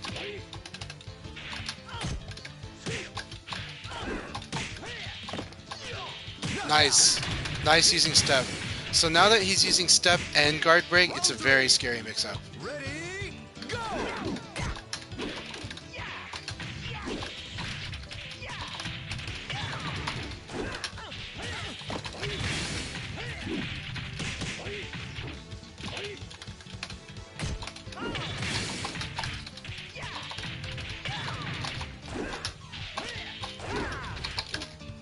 Knockout.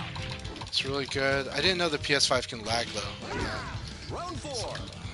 Ready, go!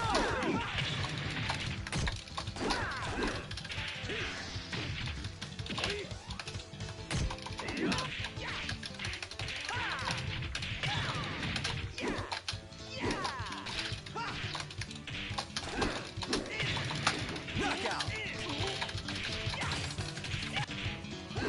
Good game, combo breaker. Yeah, this stage seems to lag on the PS5. Forgot to train, eh? Very good game, combo breaker.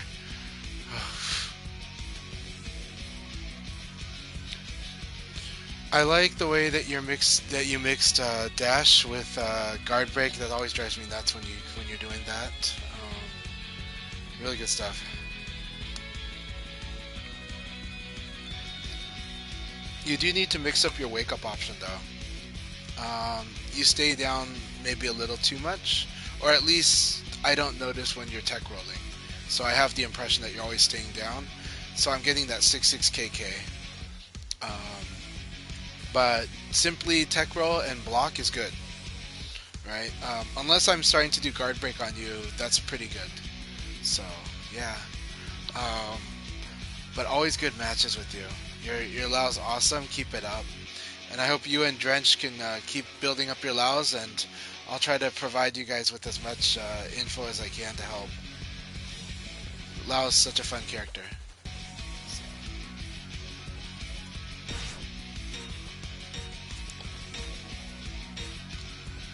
Uh,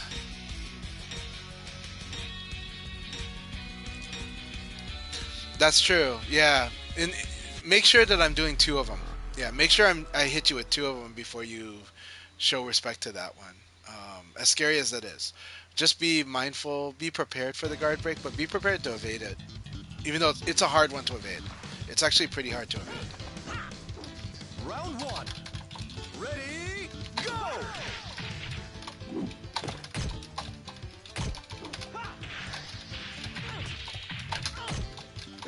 Good.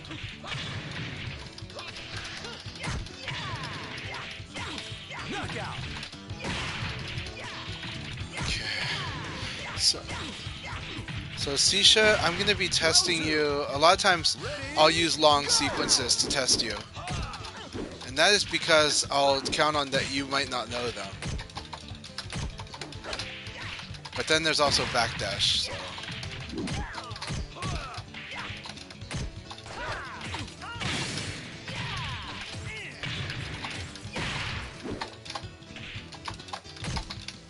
Knockout.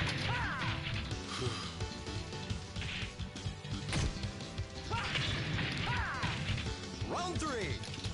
Ready, go! good,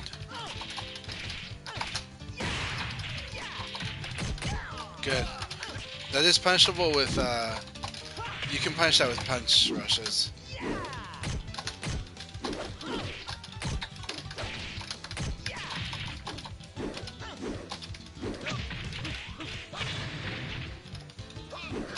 Knockout. If you ever do KKK, you do want to do an Okizeme option.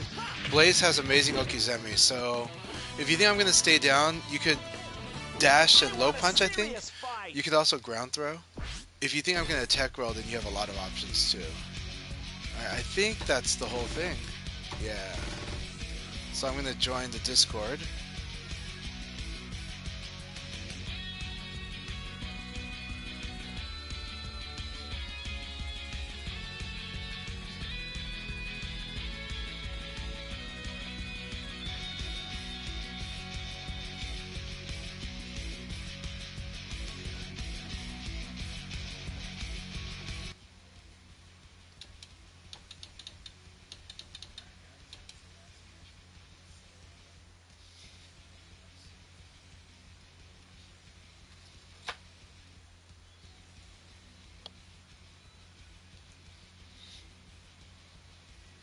Okay, matches are done. Good.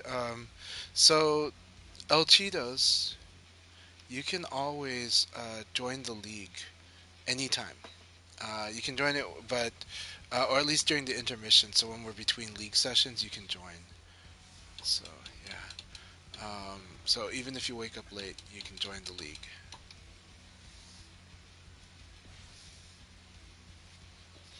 All right, congratulations. I think that's Setsuna. I think you're now tied for first with me. Yes, sir. So good job. So we're both at 5 first place finishes. Amazing. Yeah. Really good job. Awesome job, Punker. Combo expert as Yeah. well, and Akai. That was a very good league, and you guys played awesome. So we're still muted off of Akai's mic, but we'll be on there Oh, soon. I just turned you guys back on. Okay.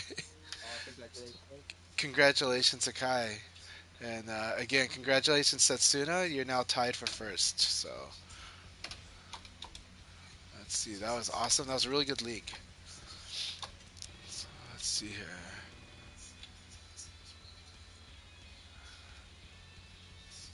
Yeah, for a minute I was like, I'm definitely not catching up to Punker. Punker's doing really good. No, you caught up. You fought them. You won. Yeah. Um, yeah, no, it's really good stuff. Particero, it was awesome to have you this morning. Thank you so much. And I do look forward to having a session with you. And thank you yesterday for stopping by, saying hi. Totally understood what you said. We appreciate you, man. We know. I'm a family man too, so I get it. But yeah, have a good Sunday, Particero. So I'll let Akai back on the mic, but we are on intermission between the first and second league. So anybody that would like to join the league, you can join now. Yep, we'll just have 5 intermission matches before we start the second league.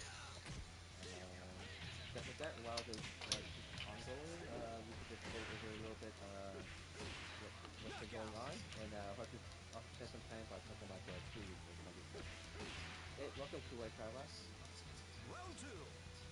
Ready, go! I think Kuwait Carla participated before last year. Maybe. I remember. Knockout.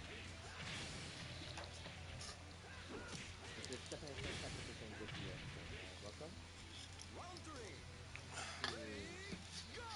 So I think the main big event that happened last weekend was it was after ongoing while we were playing in our league was Combo Breaker. Yes. What an amazing tournament. Officially defended their title, taking first place pretty convincingly. But we get to see Tenguman left second play Aoi Go. Um, Show that he is. I think this the last time he was representing Foster also he got first place there. So this is showing at the top position. And third place was Paul, right? Paul Suzuki GMD Yes, in St. correct. Louis. So it's good to see go from Colorado, Texas, Chicago, St. Louis represented, and We, the New Yorkers and like I said, Idaho game. but we really did love the flag flying at Round at one. Combo Breaker for St. Louis. That So was some cool. people were wondering if that was a Spanish flag. It is the flag of St. Louis, Missouri. So The St. Louis FGC flag. oh, it's the It's the FGC flag. flag. Okay, Yeah. that's why it looks like a football club. Okay, so, all right. Well, it was an awesome touch. I really liked it. You know, um, so we had the flags of St. Louis FGC and the flags of Pakistan flying in Combo Breaker really nicely, and it was an awesome event. Round two. It was wonderful seeing how many people were at Combo Breaker. It was wonderful seeing the crowd. I think it gives everybody that energy about fighting game events are back offline. That the big majors are majors. Last year it was still a major, but this year really felt special. And the tournament was awesome, and the VF was great. Yeah. Knockout. I think we could say KDQ the what do you call them sponsors. The Round three. is that what you call them? I think the strike first. And call them Teams sponsors or Team Strike first. Yeah, there's Team Strike first, and then there's KDQ. And yeah. There's the ones that most represented now in the sponsorship. I'm not sure what the actual term is in the team names. Are they actual team or just Team just Strike first, sponsors? we can call them an organization. They are a team, Mm. and they've sent their players to events. So, including Gentleman Thief is also on Team Strike first, as is Adam Yuki. But yeah, they couldn't make it to Combo Breaker, but they did have good Cobratron representation with Cobratron. Round Yeah. four. and Ready, Tone TONE, right? Yep. Yeah. Hidetone or Hidetone. Yeah. They are brothers. Hidetone is actually the owner of the organization. And he's awesome. He's been. We should actually take this moment to say thank you to Team Strikeforce and Hidetone because They have put a they've made efforts to help promote VF at events like last year at CEO. This year they can't do CEO, so they actually actively have been asking other people if they can step up and run the tournament at CEO. But last year they ran the VF tournament. They put money in it. They made sure that VF had like a medal or it had a belt, had a freaking WWE style belt last year. But yeah, I remember that. they brought players to Japan too. So they're the ones who basically brought Team America to Japan Evo Japan of 2019, 2020, and similarly beat Tribe that year. So And KG2's become a much more bigger presence in the VF scene. And Tricky is now represented by Tricky is now representing KG2. Round yep, one. Ready, go! I think also Combo Breaker is kind of the opening for the newest VF players to kind of show that they're being as well as showing for the other VF community to play VF players to play for. Knockout. KNR or affectionately nicknamed Koboku Akira from the top eight Round two. has been he played so good. Go! has Nunez and he lost his life in the top eight game. But there's like four players from St. Louis that are representing VF here. So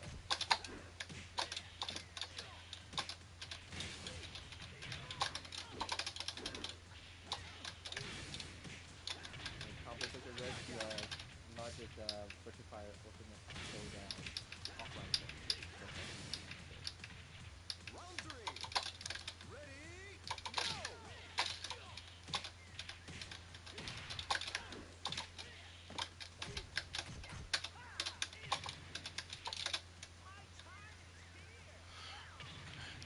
Yep, and then also I don't know if it was going for the next segment. But did you have the news about Colorado? I did not. Okay, Go ahead. What Colorado was is next? doing a big regional tournament in October, so they're aiming for this to be a pretty good large or medium large scale event. And Virtua Fighter has been announced as a main game at this event. It's about October 15th through 18th, I believe, in Colorado, and it already has an $800 prize pot for Virtua Fighter. So they're expecting that prize pot to get to 1,000 soon. Um, so they do want players to take that event seriously in middle of October, October 15th, and know that there is a Virtua Fighter major happening in Colorado, Ready, and there is money go! being put into it. So they hope that the players can come out to, one of the best vacation spots in America, with a lot of good nature as well. So And that's in October, you say, right? yes, middle of October, yeah.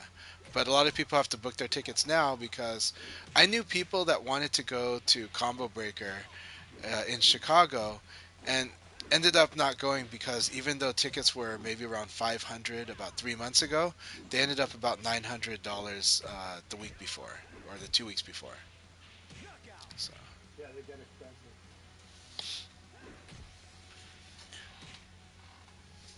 Round two. And just a side note for those who are interested in collecting Virtua Fighter figures, Chanchai messaged me earlier that Wolf Top Steel is now getting is now up for pre-order. At least for the United States, it's supposed to be only exclusively physical in the United States at Big Bad Toy Store. yep, So they have both. They have both the Akira limited edition, but it won't say collector's edition. They'll say standard, but it is the Akira limited, the Tengu Mask Akira, and then they also have the Wolf, Ready, and it's go! pre-order. And the thing to understand is that on their pre-orders, on Big Bad Toy Store, you don't pay until they actually have the product and are about to ship it to you. So you can go ahead and put your pre-order in now, and then but make sure you have the funds ready when the time comes. Which the Akira one should be soon. The Wolf one will probably be later in the year, probably in quarter four.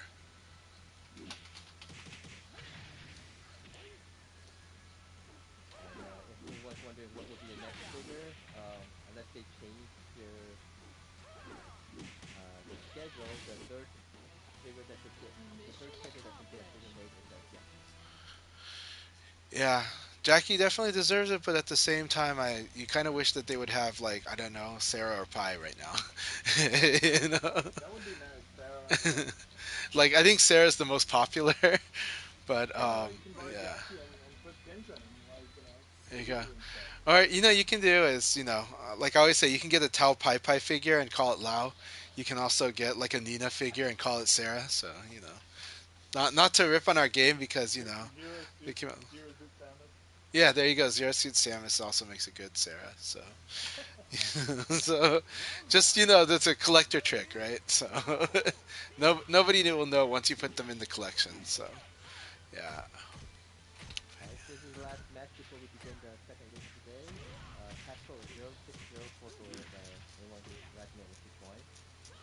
Um, the other last thing, we want to talk about this in the second game was the team league for September 2nd. To go over a little bit of the Tokyo Bay Area Cup that just started. That happened last week also in Combo City. So there's a lot of inspiration for the way that I wanted to run the team league is based off the games that I played in the start. Um, but look at the different options. So whatever that works best for those who actually participate in the league session. And if anyone wants to join part of the testing, just let me know. We can fit more people in. Yeah, I encourage you guys to do it. It's a lot of fun. We had a wonderful time last week, and yeah, of course, Akai's ironing out kinks, but so far I like what Akai's been doing with the team league, and it's a lot of fun. It's a little different, but I think at the end of the day, everybody gets some fun, good matches, and and at least my team definitely felt like a bond because we formed a group with group chat. But I think in the future we're going to be experimenting about how to do the communication as well. Hey DSJ, you should be in there. It might take a while for you to go in different rosters.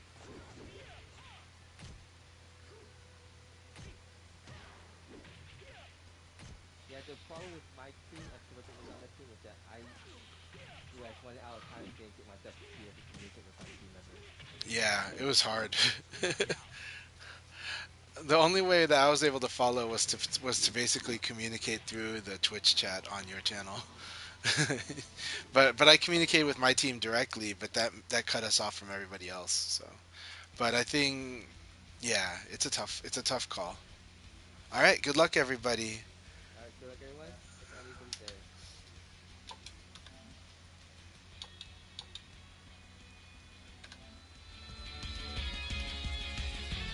All right, everybody. Hope you're doing well. We're in the league right now. We're in league number 2. Combo expert, awesome match in the warm-ups. Thank you very much. I didn't say thank you during that time, Round one. but I really enjoyed it. Ready, go! You played that really well. You completely took me down. All right, this is a good match between Condor and Setsuna. Condor's Leifei has been improving. It's been getting like it's got a nice balance on offense and defense. Setsuna, of course, Setsuna's Akira is very scary because he plays big gambles. He's gambling almost all the time with his Akira, so he's generally, but his gambles pay off really big. So even if he loses a few gambles, usually he's just taking a little bit of damage, but his gambles give him big payouts. So he's playing high reward VF. So there might be, moderately high risk on his Akira, but the reward's very high. However, Condor is playing this really, really well. Round three. Punished Setsuna for going for the hop kick there. Very good throw escape. And it's good that even though the throw escape happened, they're still fighting it out. That's how you got to play BF. If a throw escape happens, you still need to be fighting. A lot of the beginners are not used to it. Like, they're kind of expecting the throw to complete, and so they're kind of flat-footed whenever the throw escape happens. But these guys fight on. Very good. So you just, get strong. That said, there's another good thing for hop attack. The hop kick is not just good because it's such a delayed attack that's hard to sidestep. Knockout. The hop kick is really good also because if your opponent combo like launches you, there's a good chance you're gonna mitigate that launcher and reduce the combo that they do against you. So there's a chance that your opponent will not be able to combo properly against it.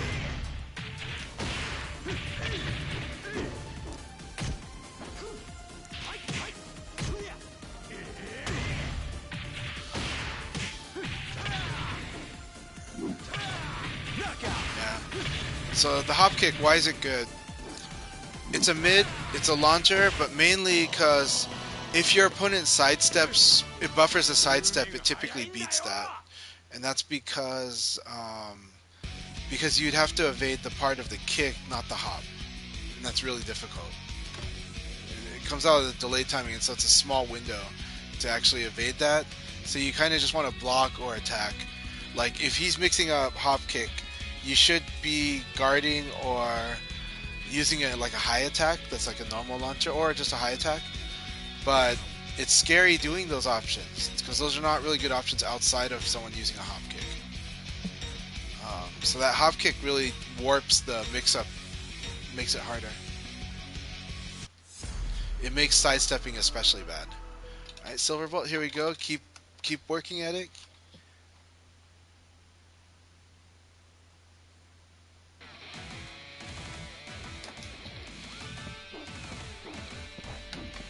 It's showtime. Let's see how many seconds you'll last. Are you ready for this? Round one. Ready, go! Good.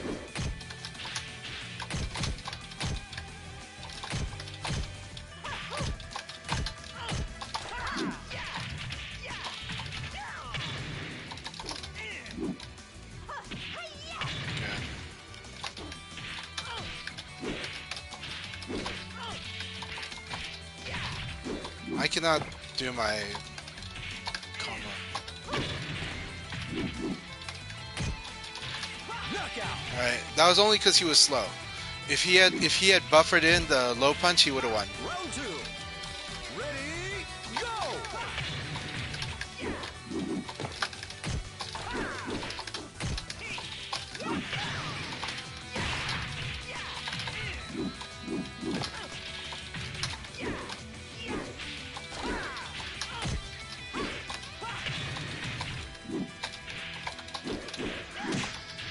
Knockout. Round three. Ready, go!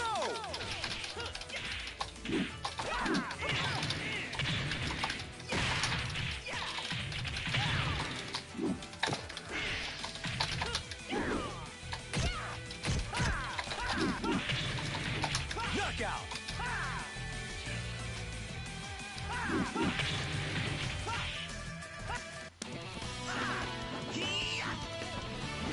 See? I thought I'm better. Game Silverbolt. Alright. So, don't feel bad. When I did that sidestep, it means throwing would have won. That's... It doesn't mean like you were absolutely should have thrown. You made a choice, and the choice just happened to not work out. That's the mindset you have to have in VF, because then you're able to course correct. And so later on, you're like, oh, I think he's going to sidestep this time. The answer is throw. It could be sweep, but throw is a bigger reward than sweep.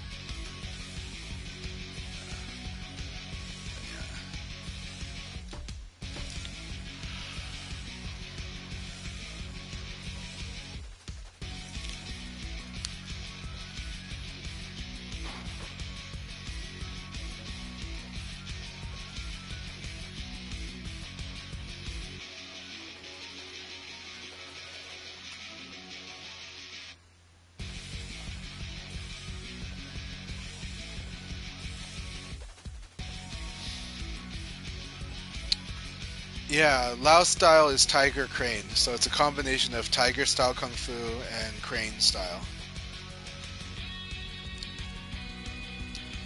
They're called Koen Kan in this game.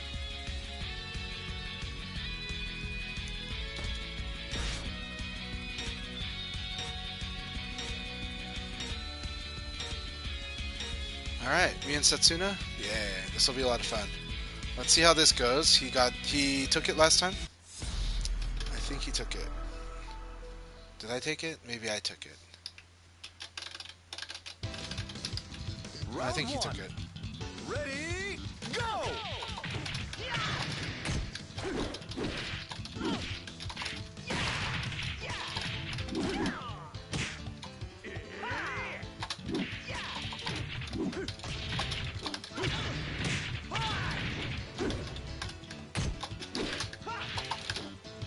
Knockout. Round two. Ready, go! Man, that's so annoying.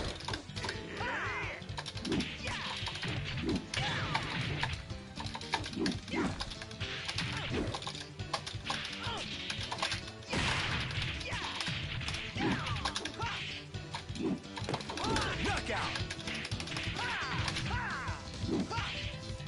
Round three. Ready, go!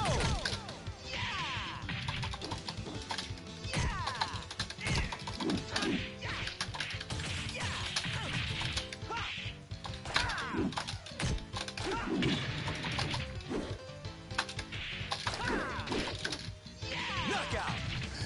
Good game, Setsuna.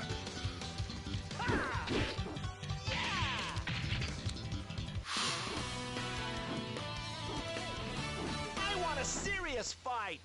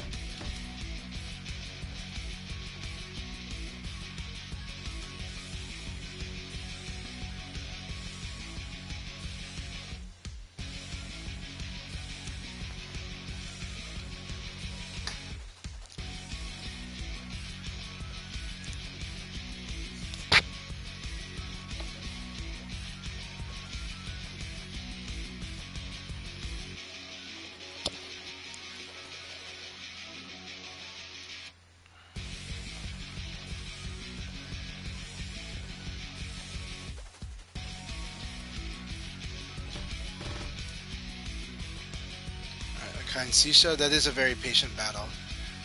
Usually these two players are very patient.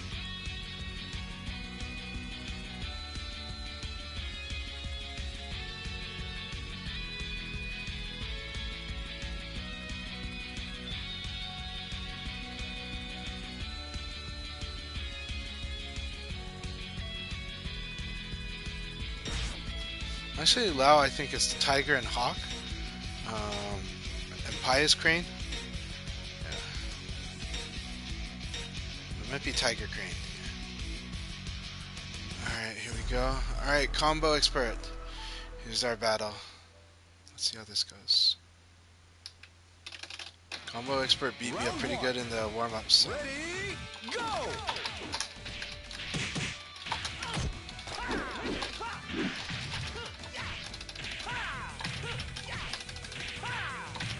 Knockout. Round two.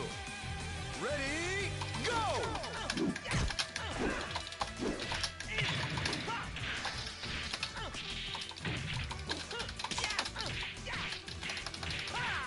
Ring out.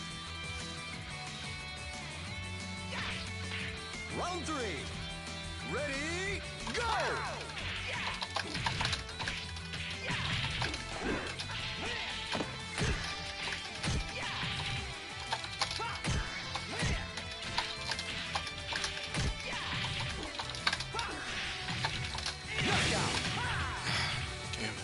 Good game, Combo Expert. It's all down to reads.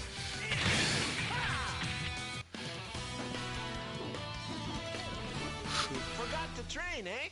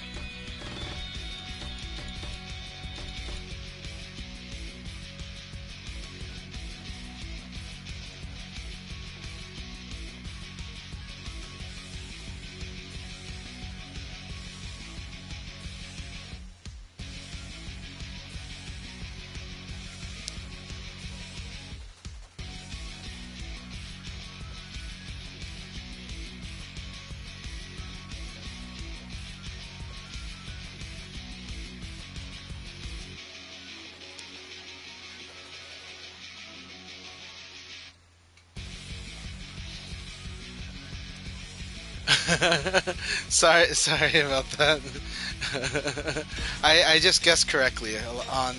I guessed correctly on Okizemi, and I guessed correctly on your option when you went to the stance. Yeah, thank you.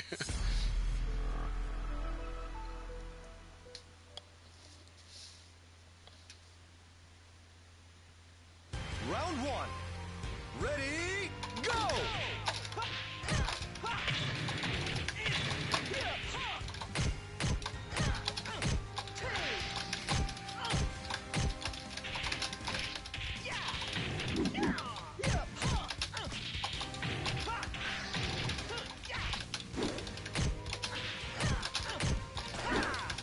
Knockout.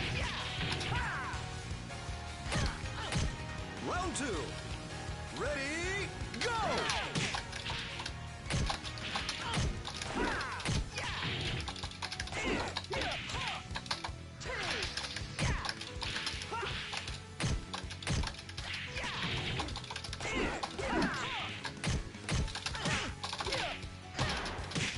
Knockout.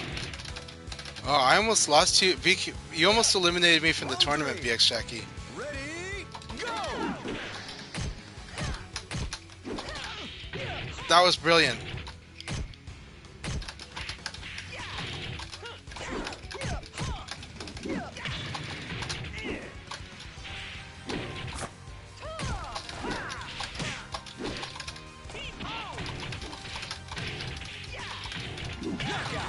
No, they weren't lucky. I can explain how you won. Round four. You beat me with the long range strategy, and I played into it.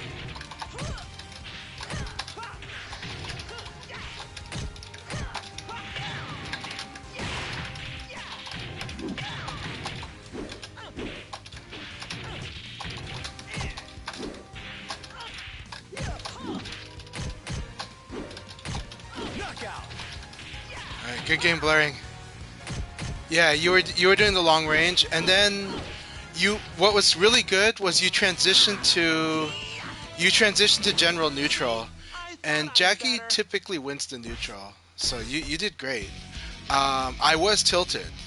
You did get to see probably the ugliest side of me in the tournament, which is a side that's really frustrated. Um, Really good game, Blurring. That was a really good game. So Bronx Jackie in New York, I was super tilted. That was the most tilted I'd been in 10 years fighting against your Jackie. Like, but I had to calm myself and focus, and I was able to regroup in time to recover, and that helped me. That helped me play better for the rest of the tournament. It really did. You were awesome as an opponent. You were really nice. I mean, yeah, and then also, uh, the GVN, he was really good about it. He helped me recover from my match with you as well. So mentally, I almost lost it in my match with you. It was really intense. That's why I remember it very vividly. You did awesome. You did really really good, and we had a good battle. And it was a strong mental battle for me. So Round one. Ready, go!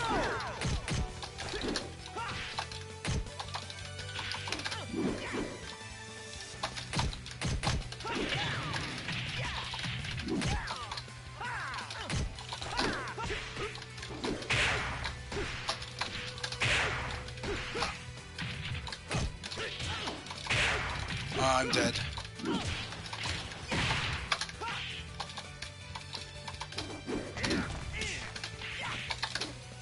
Knockout.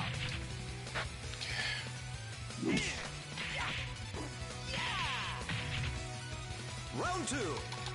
Ready, go!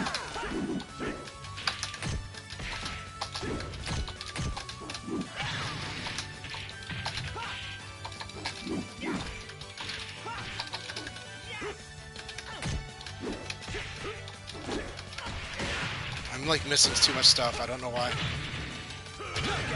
I don't know why I was missing like a lot of stuff. I might need to be careful. Round three. Ready, go!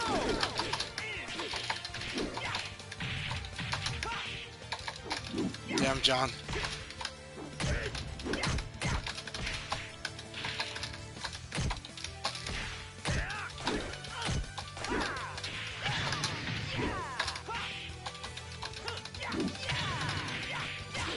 Knockout.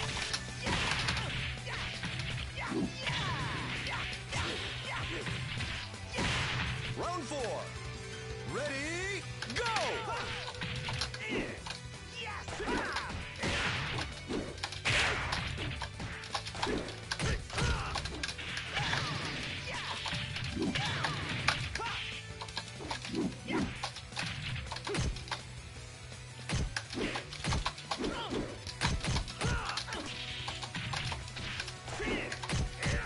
Knockout.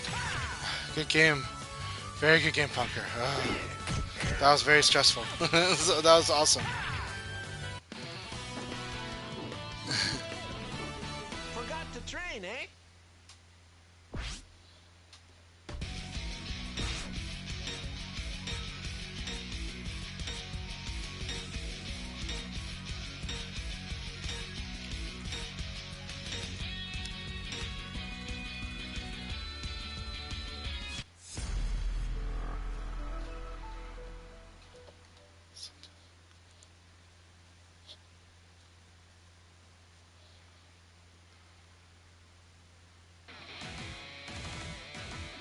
Good game. Yeah. That wall stagger, yeah. That Round was one. Ready, go!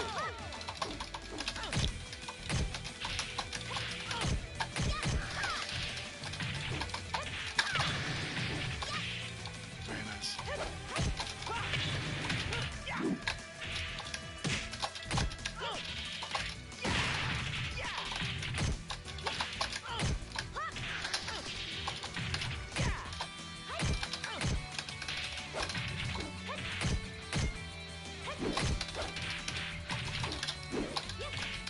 Knockout. Very good, very good. He knows I want a low punch after that. Like after weird misses like that, so just do another hop. It was Round a two. good setup. Ready, go!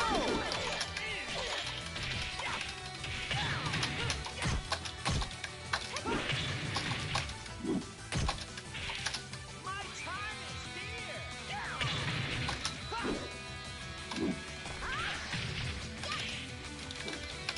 Knockout.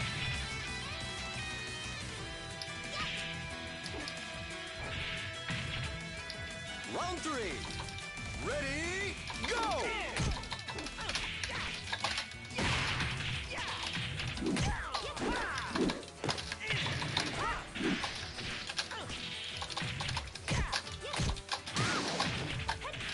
Knockout.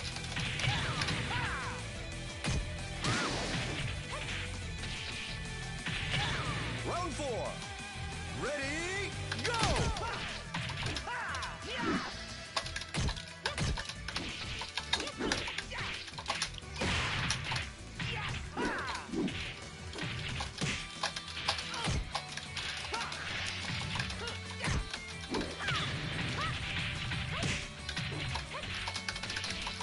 Knockout.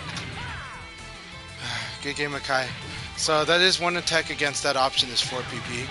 So because of that, that forces Pi to have to use other moves. I want a serious Very good fight. game. Yeah, so Bronx Jackie, it's okay, good to know that you were nervous. Yeah. As far as how I got tilted because I felt like I was off on my own game. I was tilted at myself. And then, but also, I had confidence that I could win again. No, what happened? Did I lose that? Okay. I guess I got a bye. Alright. Am I leading? I think I'm leading now. But I think somebody had to leave early.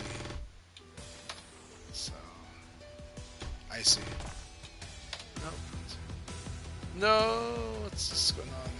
Was that Jackie? Was that you, Bronx Jackie? Did I disconnect because of that? I'm so sad. But what I will say about your style, Bronx Jackie, as a tournament player, um, you should it does look like if you were nervous, it was a good thing for you that you're more emotive. That's some people are going to hate that, but that's a good thing to have. And if that's a thing that helps you relax, then by all means use it. One of the players at the tournament in Seattle um, is LD Wells. LD Wells in casuals, like, will kind of emote when they play. Like they'll start expressing. They'll start being like, "Oh, surprise!" They'll comment on the match, and it's part of their nervousness. But they cope and they play very strong when they do this. And I told them that in the tournament they should do it, but in the tournament they were just quiet, and you can just see how held back and nervous they were. But in VF or in competition, uh, you have to manage your nerves. It's one of the biggest things. And if you're the type of person where commenting on a move or something out loud is the way to do it, then so be it, because there's no rules against doing that, and it's perfectly fine. Some opponents are going to hate that, but they have to deal with whatever tilts them. You have to deal with whatever tilts you. So I actually am the type that says if that helps you relax, then you do it, even if your opponent doesn't like it. The only reason not to then is that if your opponent not liking it makes you feel bad and not do well, then yeah, then that's the reason to kind of then you're in a conundrum. But in general, you shouldn't, because a big part of tournament play is managing your nerves, managing yourself, making sure that you're in as good a condition as you can be for the fight. Um, and that means a lot of different things. But you also have to understand that champions don't win on being 100% the whole tournament. They may have tournaments where they do that, but generally champions win because they manage themselves well and they can fight and win even when they're struggling. So keep it up. You have you're you were doing very well, but you came into our match with the right strategy. It just worked out that time. You played the long range strategy. I'm a little too cocky going into it, especially offline. Feel like I could win, but that long range is very scary. All right, it's me and Condor, and this will be the last match of the league. So this is a lot of fun. We'll see how this goes. I look like I have a. I think I've got this secured. I think I've got this secured.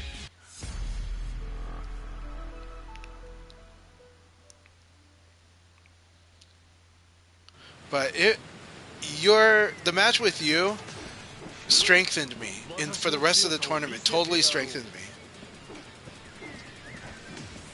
It's showtime! Round one. Ready, go! Okay.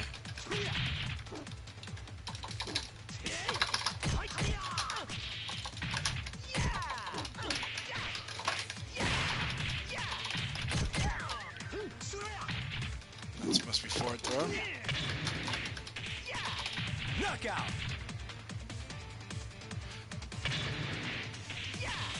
It was a wake-up call. Round two. Ready, go!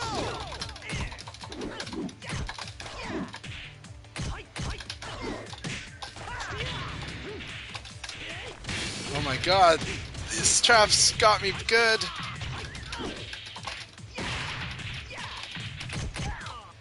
Knockout! Neutral throw. Okay. And he should punish with punch, but that's okay. Round three. Ready, go! Look at that.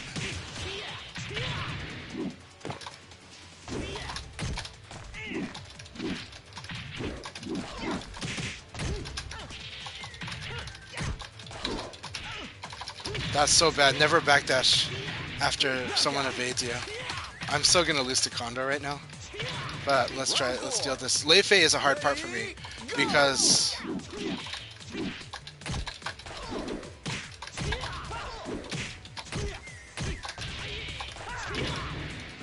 like that there totally always messes me up.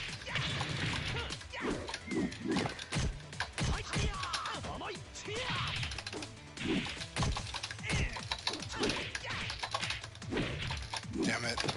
I've been having trouble with that all day. Good game, Condor. I've been having trouble with bound all day. I think I'm just not used to having the headset on. Like I'm subconsciously avoiding the wires. But that was an awesome battle, Condor. He outplayed me. I still took first, but he outplayed me. That was really good.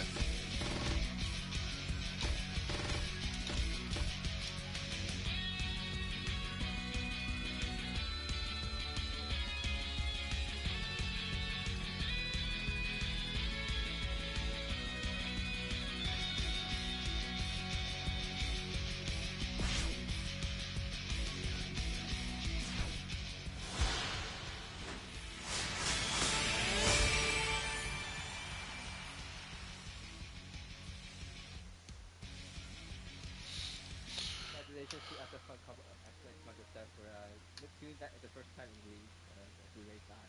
That's very impressive. Yeah. Wow. Oh my gosh. Three-way tie on the third place.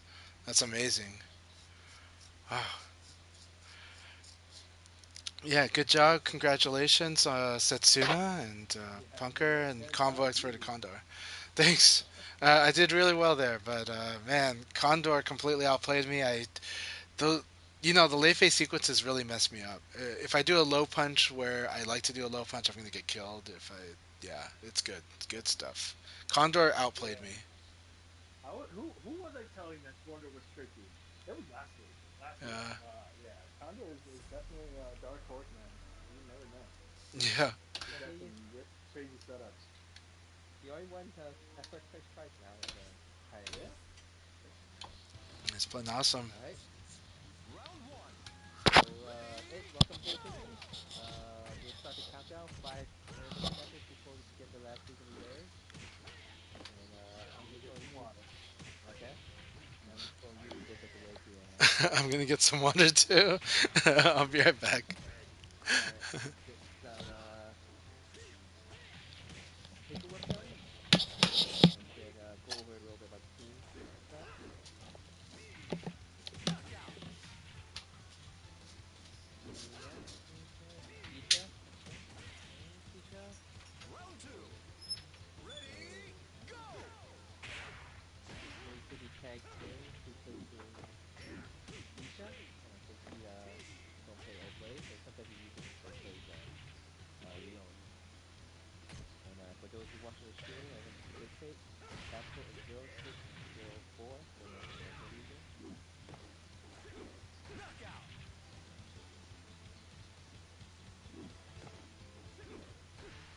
I'm gonna get some Round plums three. from my Choya bottle. Ready, go! Okay.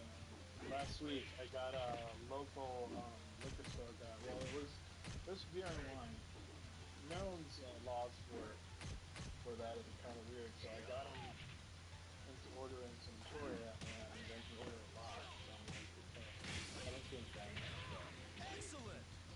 so I'm buying now, and next time I stop by there, I'll buy some more. Round Um, four. Ready, but yeah, Yeah, I'm a very light drinker. I'm not high. yeah. I tried the Choya I think last year. It's okay. It reminds me a lot of like a plum wine. Mm-hmm. BH Jackie, no, just find me on Discord or if he has to throw me a hint. I'm 100% happy to do it.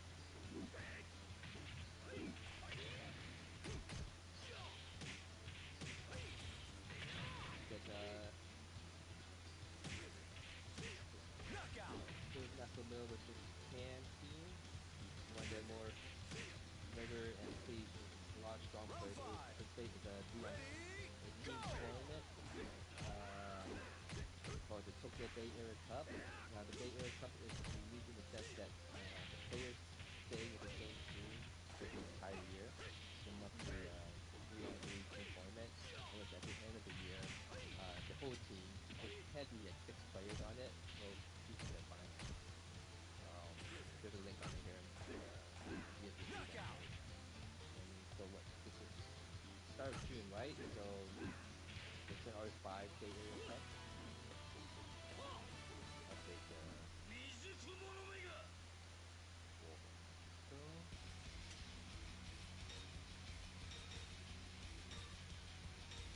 hey, thanks for playing SF Punker. But the last tournament in May was won by Team Jump Kingdom, which is for this one portion we had Shiro, Rare Wow, and Densetsu ST. These are all like top players. And now Team Jump Kingdom has won twice now. And the other three monthly Bayer Cup tournaments was won by Team Shibura, which has Sancha, Shu, Chongchan is also in this part of this team, and Round one. Osage. Uh, Ready, go!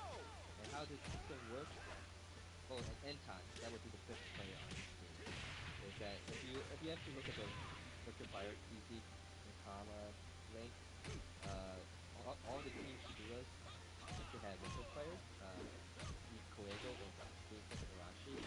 So they don't actually officially is part of that team that will play at the end of the year, but they use if they don't have enough players, they usually struggle to Knockout! fill up their slot, and so that's how the Beyond the tournament works. Round two. Ready, And that was something go! what I would like to try to do with the clan team league in Monday session, which basically it's not for an entire year, but you keep the same team, but you split them. Um, and allowing a team to have more than 6 people, so that basically like if somebody can't show up, you could get fill-ins and stuff, and so it allows for some flexibility. Okay, so last weekend, we did try team league. Um, we made up 4 teams. One of them had only 2 players, and so they had a disadvantage. But the idea was basically there's one difference here is that we Round try to three. use this league format here, in Ready, which everyone go! is play against each other. So everyone has a place to contribute matches in.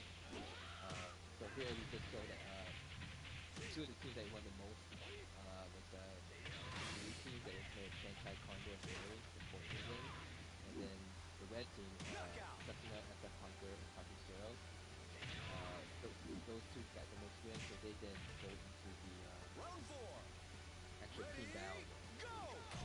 which is more the traditional format that you see that we tried in other BWC tournaments and events. Um, some of the feedback is like people really like the team battle format, and so I see us try to do this and try to get more uh, team battle matches, not just for the top 2. But this all kind of depends on timing, what everyone's interest is. Uh, Jimmy actually wrote a comment in the European group chat for those who participate in the team league, in which he would kind of like it in which Knockout! the teams are not made already, but basically whoever shows up that they can play in a league battle. We then divide up the make up 2 teams um, that is based on how the players finish in that league. So basically, the person that's playing first place would separate out to different teams like who wants to finish second. Um, and so then you could get if you get a full win of 16 people, then 8 people will go on one side and 8 people will go on the other side of the fight. So in some ways, that's more like a pick-me-up team. I think that actually works well for like Round people who one. just want to get experience. Ready, go! Um, so I'm not entirely sure what like basically if we go into team, it's based what people who do participate in the league willing to do. Let's see if this actually works. I'm gonna try to put this on. I think Twitch allows you to make polls.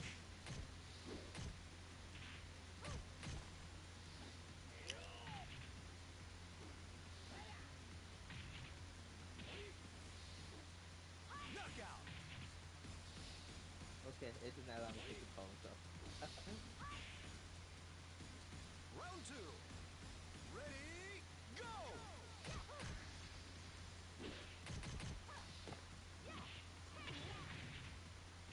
yeah, okay. I don't know how to make the polls for this one. Okay. Uh, so like as I said, if those who do participate, like what would you like to do something where it's basically a pick me up? People show up for a league like right now. Just 8 people show up for a league right now. We play it. Everybody's against everybody, and then we follow it up with a team battle to see playoff between different forms of businesses. Um, so that's supposed to be a more cleanup style.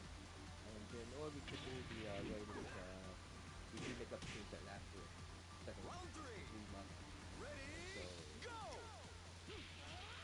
uh, there's a team building relationship format that I personally like that type of format.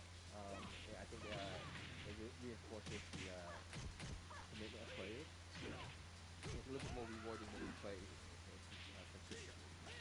Or we could do a little bit of both. It kind of depends on what everyone's feelings are. Um, I think it's a hard balance of concerns because, like, the format that we did last time, I really liked because this is going to be in contrast to what Jimmy said, but because we were a team from the beginning, and I'm okay doing pick me up a team at the beginning, but the point is that because we were a team from the beginning to the end, there was kind of then that's part of the point of the teamwork, right?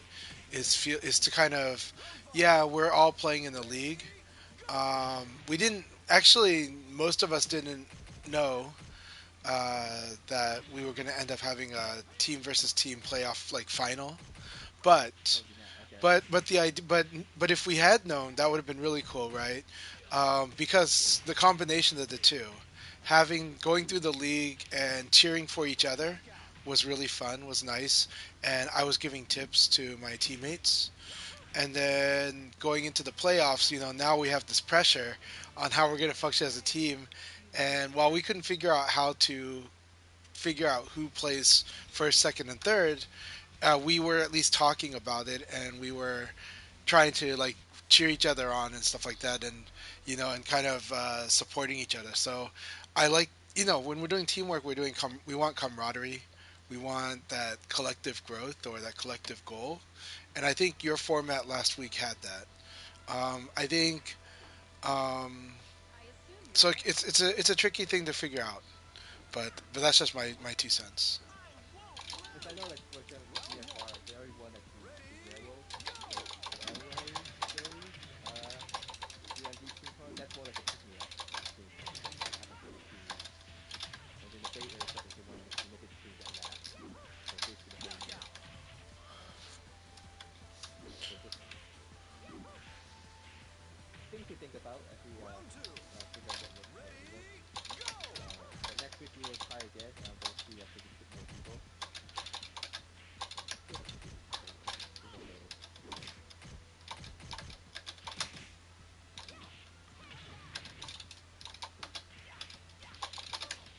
Good,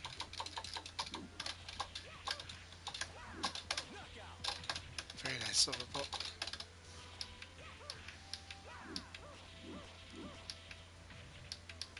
Okay,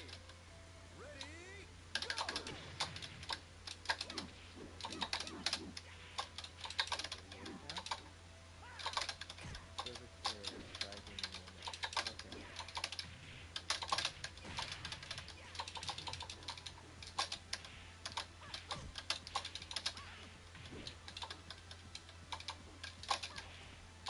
Yep, still good.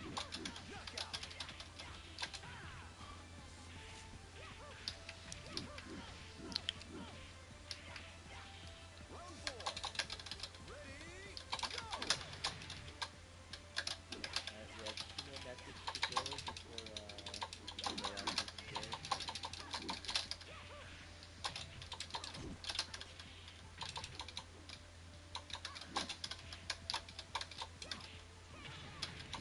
And we will do another Sesame one next week as well.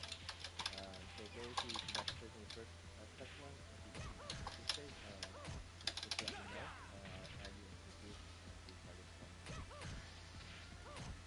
Continue to work out the kinks to make it as best experience as possible. Alright, we have 1 more match to go.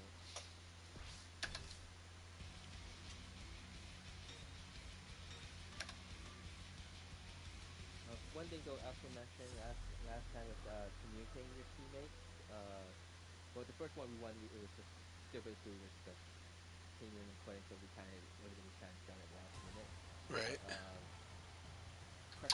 if you like you want to use Discord or do it during voice argument, whatever works best for you. And that just basically depends on your team. Round one. Ready, go!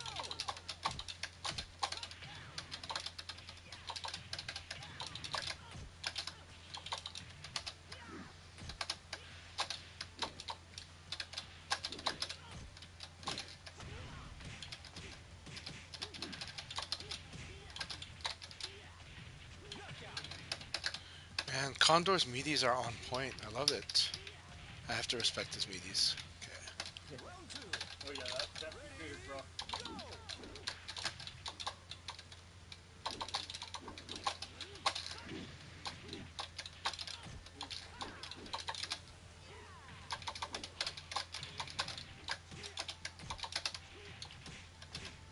Look at that. So good. He punished that poopy. Yep. So good. But that was a counter hit though, so Ready, frame advantage. go! Good. He just waited for that.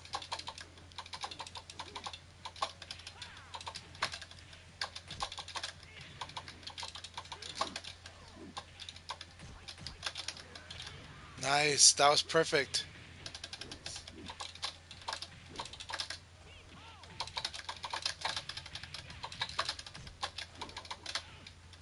Look at that. Punish that. Never backdash after your opponent evades you. It's so bad.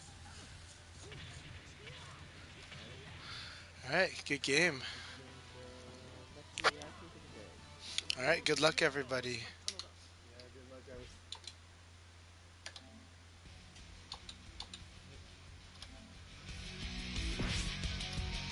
All right. Here we go. All right. It's gonna be a lot of fun. Combox versus playing Wolf. We're fighting first. All right. Here we go, my friend.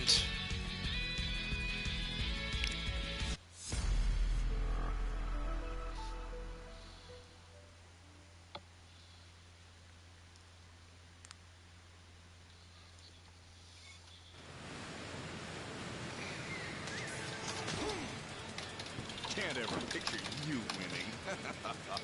Round one. Ready, go!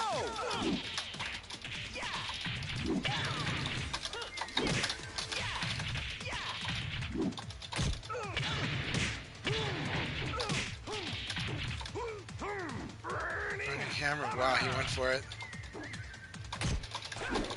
Knockout.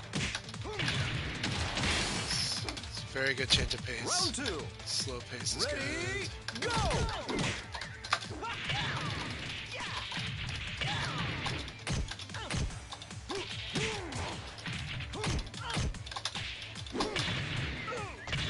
Man, he's going for it.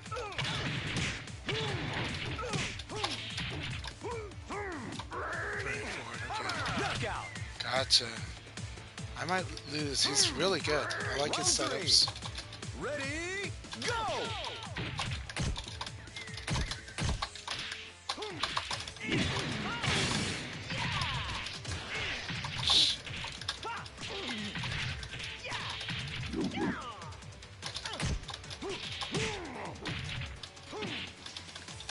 Knockout. Something's good. Oh, that's what's causing my hand to move. Round four. Okay. Ready, go!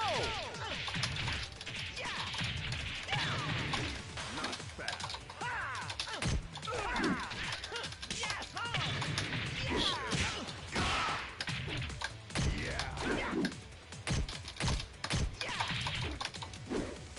Knockout. Round five. Ready, go!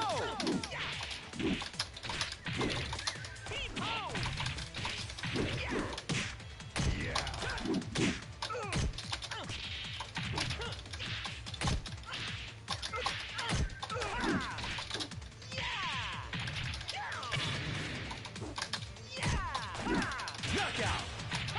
Very good battle combo expert. That was so scary. Really good wolf. Really, really good wolf. I want a serious fight.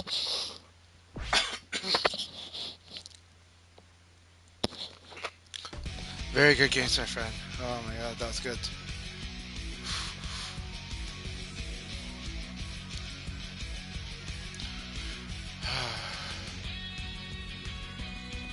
I really like your wolf. Keep it up.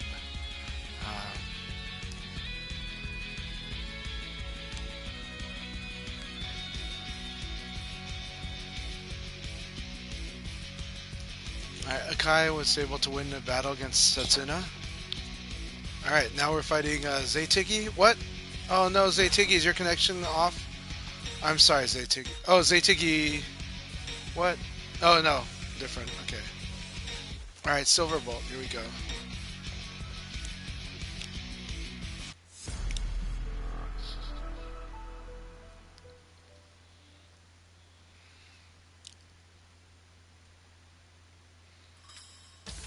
Round one. Ready, go!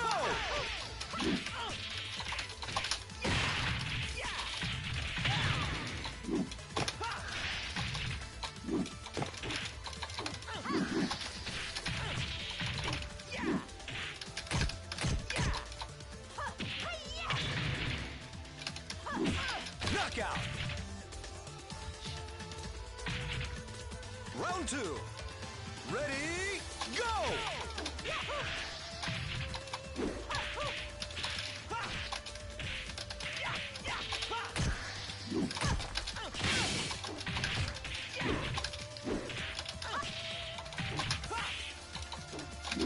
Knockout.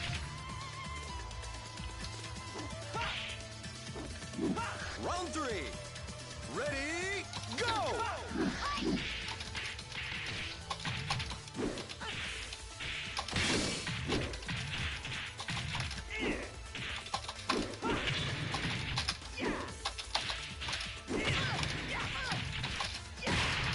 Knockout.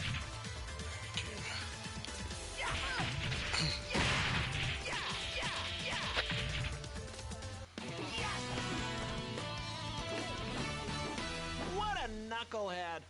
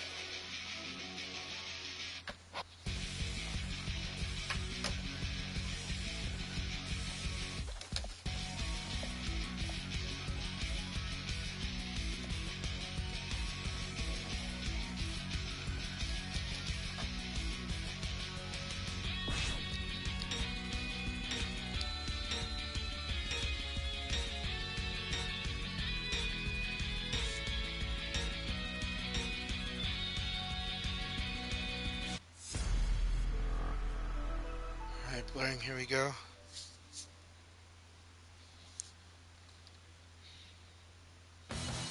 Round one.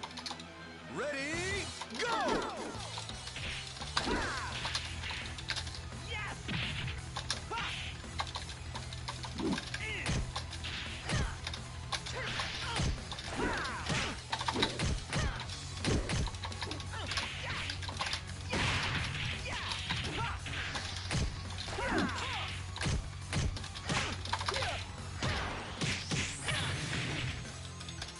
Knockout.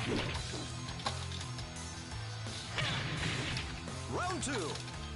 Ready, go!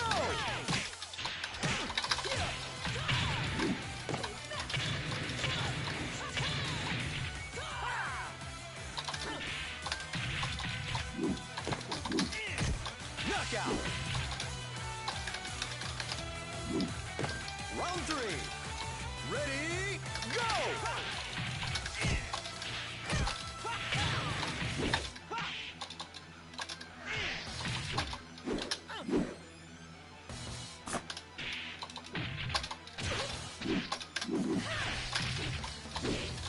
Knockout.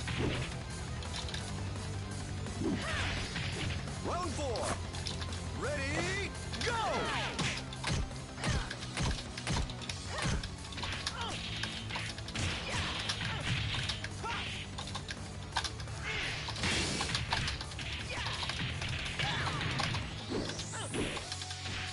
Knockout. Good game playing.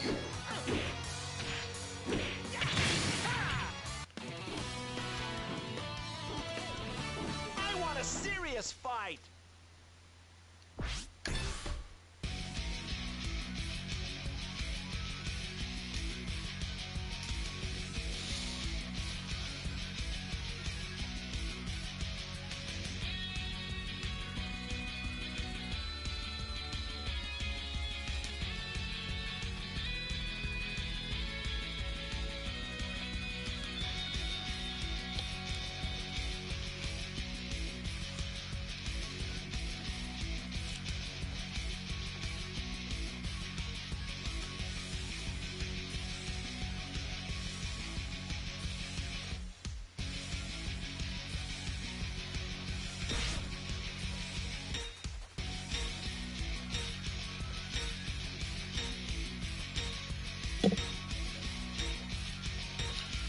Alright, here we go.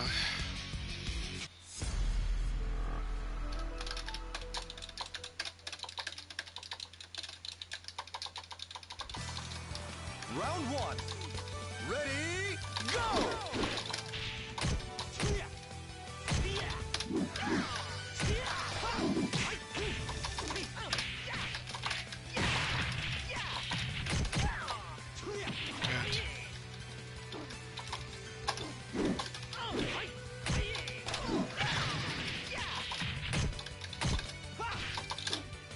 Knockout. Round 2. Ready, go!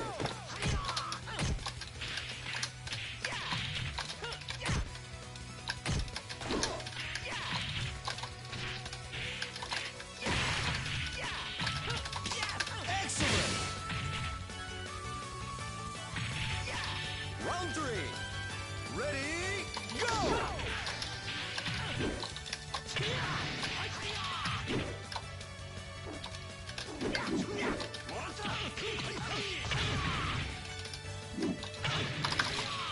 I see. Knockout. Middies. Respect the middies. Round 4. Ready, go!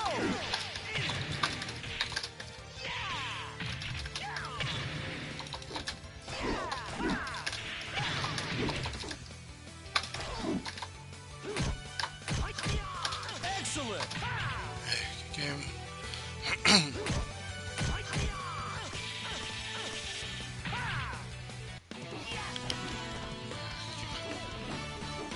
What a knucklehead.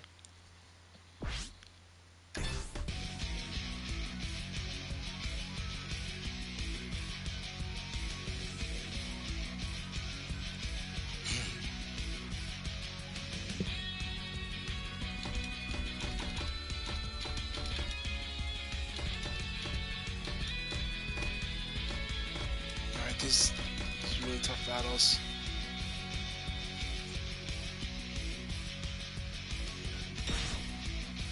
Alright, Zaytuki, let's do this.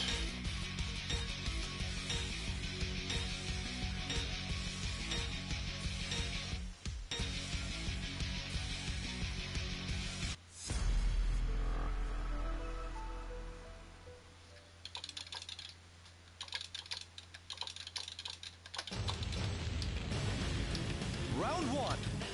Ready, go!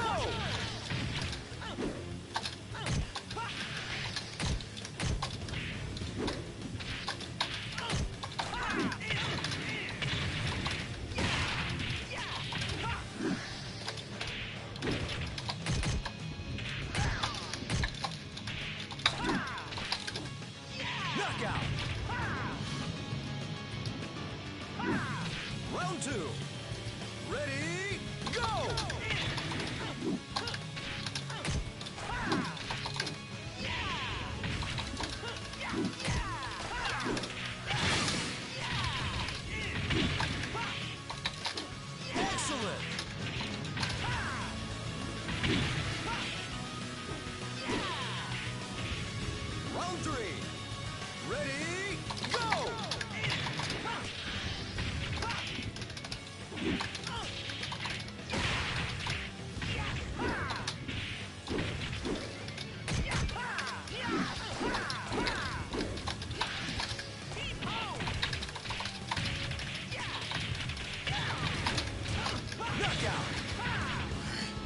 games, Tiggy.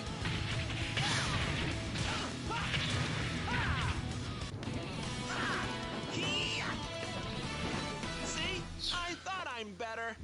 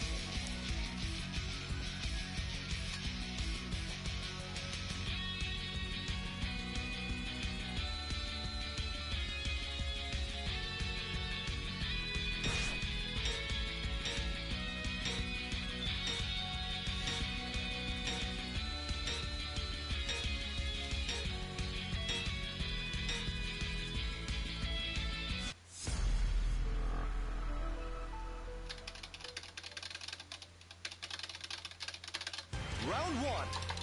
Ready, go!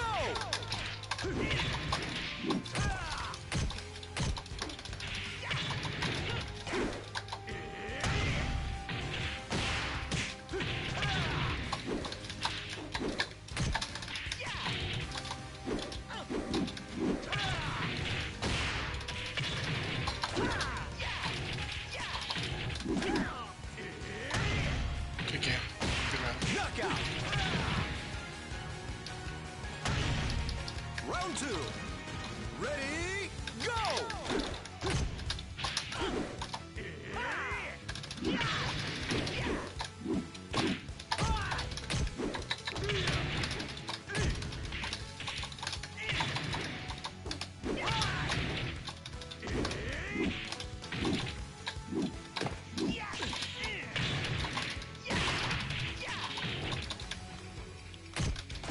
Knockout. Round three. Ready, go!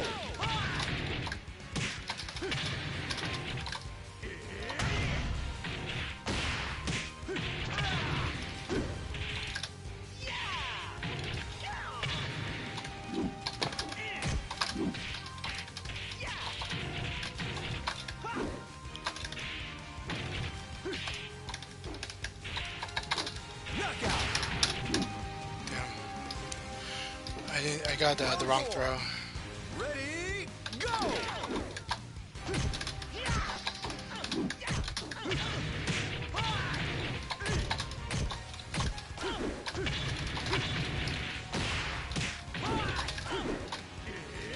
Good.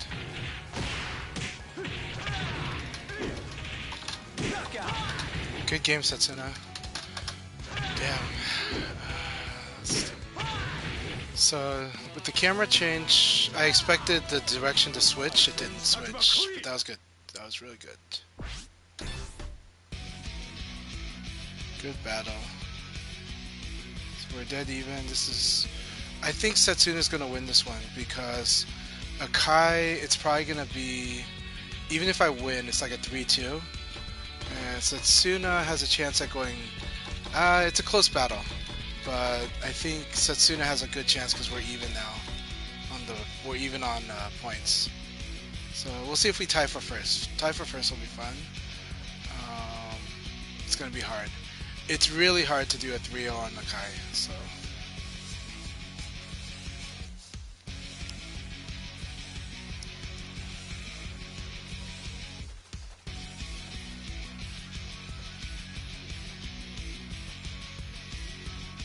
let's see how this goes. But I think the odds right now, because we're even, the odds are good with Setsuna.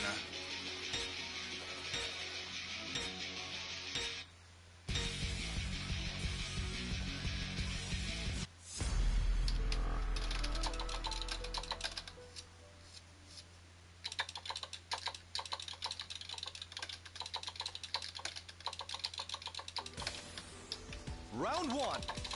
Ready, go!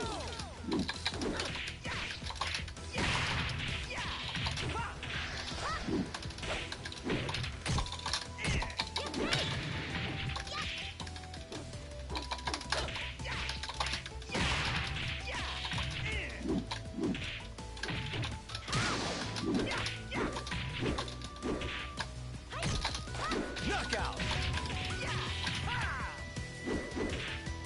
Round two. Ready, go!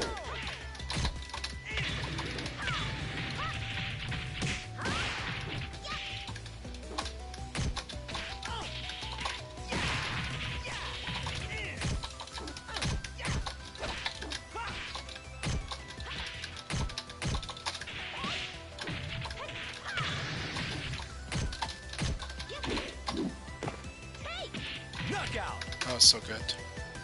I think Setsuna's gonna win now. Round three. Ready, go!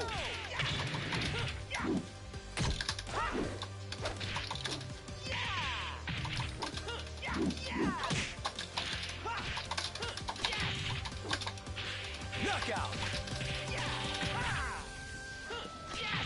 Round four. Ready, go!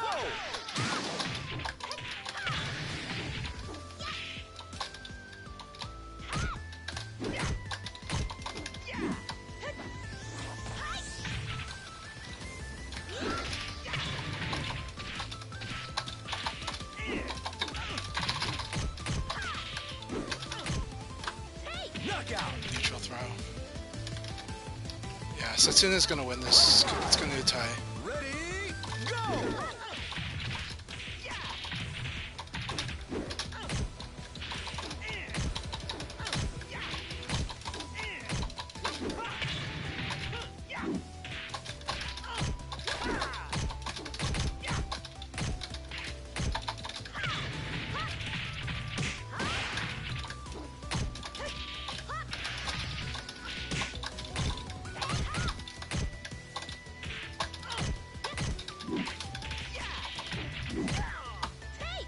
Knockout.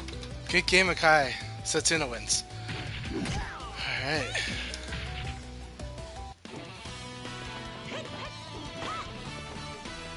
今日は私の勝ちね。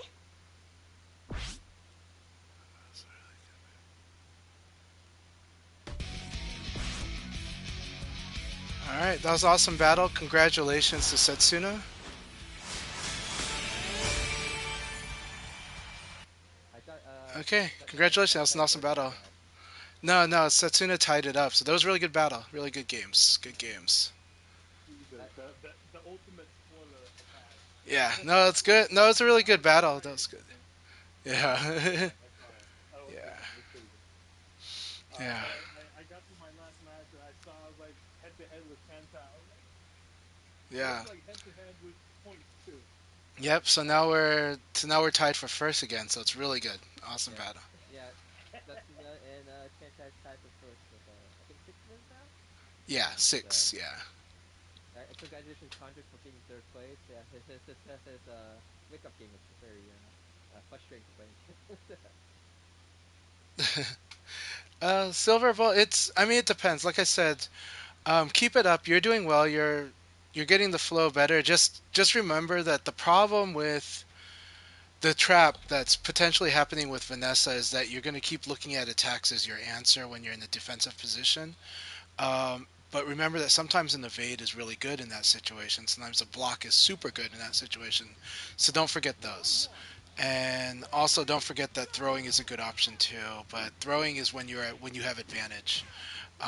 So with Sarah, you're learning how everybody else flows, but you're also learning why beginners lose to Vanessa a lot. So beginners lose to Vanessa like a lot and then everybody else starts beat Vanessa with zoning. and Vanessa starts feeling like she has to work really hard to win. Um, and that's a matter of building the fundamentals as you go towards advanced. Um, so just because you're losing early with Sarah, it's not a big deal, but it is that you're having to learn that like you can't attack the way that Vanessa was attacking. But now you get to learn why being like the flow a little better. You get to understand everyone else's flow. But you're doing good. You're doing good with Vanessa. You're doing good with Sarah actually. Um, People are going to know the flow with Sarah, but the problem is if you don't know that flow, that's going to be a detriment to you later, and it's going to be continue to confuse you, and why you feel like you don't know why the frames make sense. That's because Vanessa's frames work are very different from everyone else's, and so when you say things like the frames make no sense to me, part of it is that you're coming from a Vanessa point of reference. Vanessa is one in 19 characters, but Sarah's frames are much more like 15 out of 19 characters. So that's my that's kind of my advice on that, and why I recommend learning Sarah, even though it could be kind of hard. Um, but also mastering the very basic tools like Sarah's will teach you how to use an elbow really well, but elbow doesn't win by itself. But eventually you start learning why it's so good. Vanessa kind of messes with that because Vanessa has a way of crushing by attacking from disadvantage. So yeah. Anyways, I'll let the Kai In speak. Yeah. general, oh sorry, go ahead, Tom. Go ahead, Setsuna. Sorry. So basically, I was trying to add to that. I think Chanchai's approach is solid in that he's basically trying to get you to play Virtua Fighter as in Virtua Fighter with all the rules because if you understand Virtua Fighter, a lot of these characters got made at a different point in the game where they were meant to Well, showcase yeah. certain things in the game, like plus frames or the ability to sabaki frames. That's what happened in VS1. Is characters had different stances, and so they got added with sabaki frames and they were able to challenge people that were just trying to take their numbers back, trying to get their turn. So in general, coming back to a player that doesn't allow you to do that is definitely a mistake, and it's gonna make you better in the end. It's always anytime you pick up a new skill, it's gonna feel like you're going backwards. But you're basically the way I like to put it is like you are going backwards, but you're also like going backwards to go forward a lot more. You're rearing up to go further, and there's not a bad thing about that. Yeah, but if Vanessa is what speaks to you, go ahead. In this game, you definitely should play the character you enjoy playing the most, and you do that, Oh yeah, win or lose. But I am just, yeah. My guidance is more of responding to how confused you felt when you played Vanessa, when you felt like you hit a plateau, when you felt like your approach wasn't working as much anymore. Maybe you're getting around some of that, and so you're overcoming the initial plateau. But I do see other plateaus happening. And it's not that Vanessa's not a bad character. It's that Vanessa is working with exception, just like Leifei works with exception, right? Leifei is using stances, and certain stances have a lot of like advantage on block, or creating a lot of distance and a lot of circular. So it's circumventing like kind of the normal game, and that's great.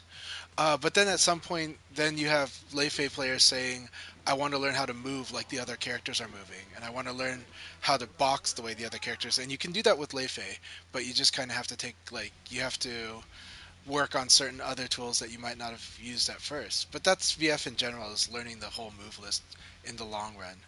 yeah. Sarah, yeah, you're gonna lose quite a bit. Oh wait, I'll let it go. To to add a little bit to that is um, not only is it you're going to be able to do it, but you're going to be able to actually when you come back, and that was kind of like one of the milestones I had when trying to teach a friend because he plays Leifei, right? So was trying to teach him boxing and realized that he doesn't have like many of the tools he would think about in order to box in the Virtua Fighter. So he has to go about a roundabout kind of way to do it. But you'll be able to find those tools now that you're used to them and seeing how they're used. You will find something in that move list, it's going to speak to you in a different way that it didn't. You know, you're probably, you know, you get started after the meet. I saw a lot of these moves and I was like, what even is this? You know, it's so slow. It's, you know, but it has its uses, and definitely it's something that you're only going to be able to um, realize when you come back to your character, right? And that's what Chanchai is going to do. Um, the only one thing I noticed that I was playing against you, Cyberpunk today was like you say, I told you I suggested doing the forward punch elbow before, and you told me like That's how elbow. Yeah. when it doesn't work for you, you just you just mash punch, and so what happens is that it becomes very easy to punish you because you're just doing punch punch punch, so it's all high. So yeah, it's very easy to punch, and you'll get like reward from that. So I guess my suggestion is like don't panic and try to press a lot of keys. Just like focus on just really nice clean input, and even if it doesn't come out, you just focus on trying to get a clean input. Um, you, it'll be good in the long run. Yeah. So just don't panic and just mash punch. Um, but I yeah. So I just want to end it off quickly here. I just raided someone in Lotso. That person. So he was playing Butcher by himself. I was like, yeah. So um, but thanks again for everyone who participated today. Next weekend we'll host again, and we will do the 2 week fest again. So those who are not participating in right now but do wish to, just message me and I'll fit you in. Um, hopefully we get even more people so that we can actually run 2 simultaneous games at the same time. So that we can get. And I think one thing we'll try is get more people to, not just the top two teams to participate in the team battle. But we'll see. Depending how much we actually are. Thanks Uh, again, Chanchai. Oh, go ahead. actually, Lil Miles said that you should add him to your list of understanding friends. Okay. All right. I'll go make a friend on later on. Thanks again. So thanks again, Chanchai and Stephanie for co-hosting. Um, and yeah, I think that's it. So I'll see you guys next weekend. All right. Yeah. See you next weekend. I'm not Thank you so sure much, Akai. next weekend, but Oh, okay. I'm sure y'all are gonna have a fantastic time. Okay. Thank you very much. Have fun. Play the game. Yep. All Thank right, you so sounds much, good. Akai. It was a lot. Had a wonderful time. Congratulations, Setsuna, on tying with me for number one places. So let's see how it goes next week. Oh wait, we'll see how much I make the lead next week. Just kidding. No, but watch Reaper. Watch the Rock Reaper's gonna come back 3-0, and I think he'll be take over the lead if he does that. So so yeah. I'll try my best to be a continue to spoil the Yeah, yeah, keep from the first spoiling it. round. Yeah, no, well, you played awesome, Akai. It was a really good battle. It was really, really good. So, yeah. Um, and I need to escape neutral throw if you're doing neutral throw, so it's really good. you know? Yeah, Yeah. that back. I think the backpack kick you do against me that hit you in front of the net. It's always my attack again.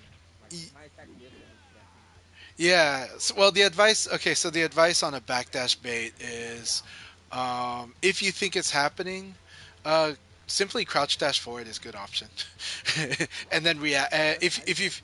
If you feel, yeah, it's a high 4-4K is a re. Oh, okay.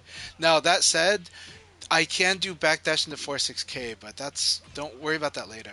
We're- Like right now, I'm doing the 4-4K mostly, and against Pi I do the 4-4K, but against like Brad I'll do like the 4-6K because of his ducking. Yeah, Both but are combo launch. yes, yeah, Okay. both can combo on normal hit. So yeah, it's just that Four four. six K is a lot slower, isn't it? It's a lot slower, but if they did like a low attack, then it's gonna crush that.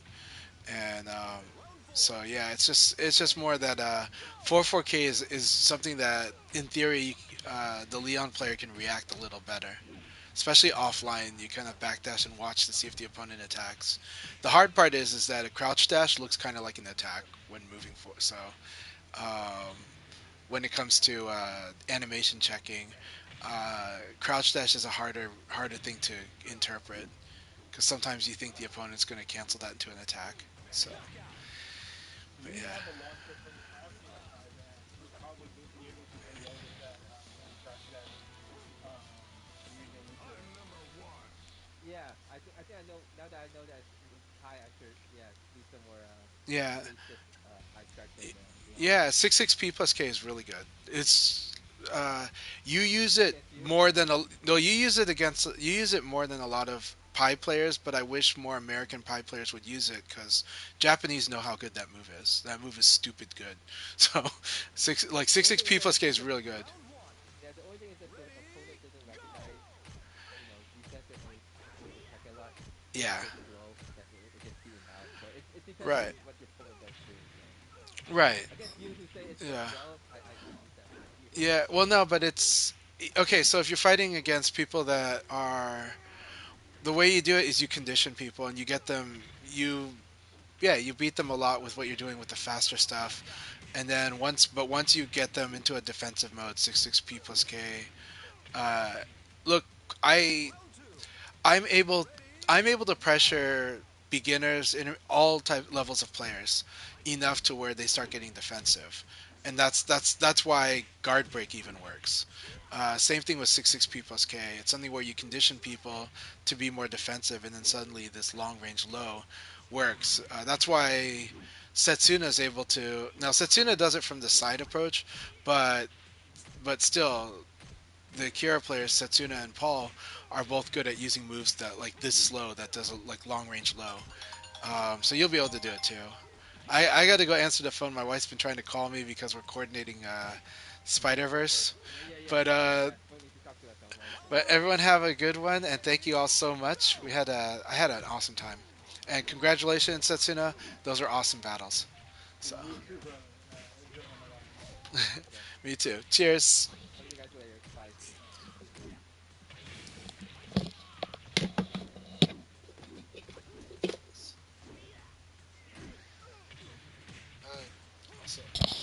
Nero, thank you so much. I appreciate your advice. Knockout! Hey, sorry, I was just podcasting. Round four. Ready? Go! I saw some.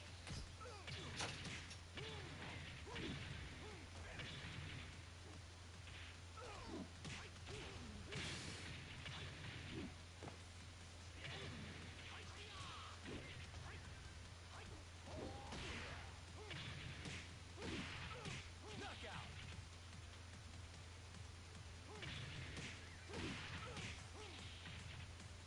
Round five. Ready? Go!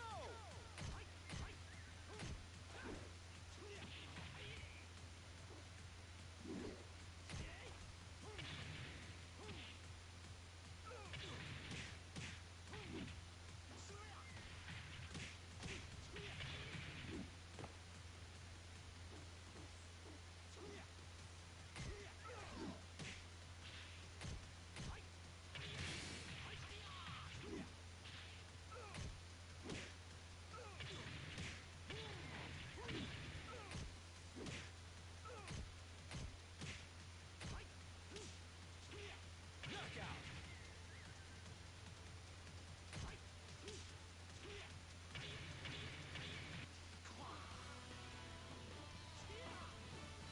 この強さが欲しかったのだ。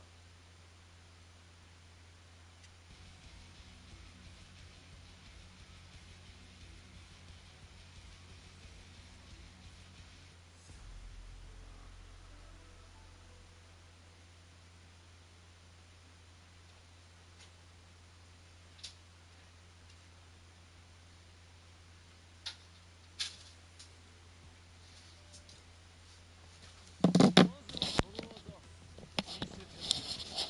All right, everybody. I gotta go pick up my daughter. Right now, it's urgent. So, everyone have a good one. Thanks so much. I had a wonderful time. Nero, thank you so much for your advice, for checking out the stream and supporting. Really appreciate you, man. And it is really good advice. So, thank you. All right, take care. Cheers.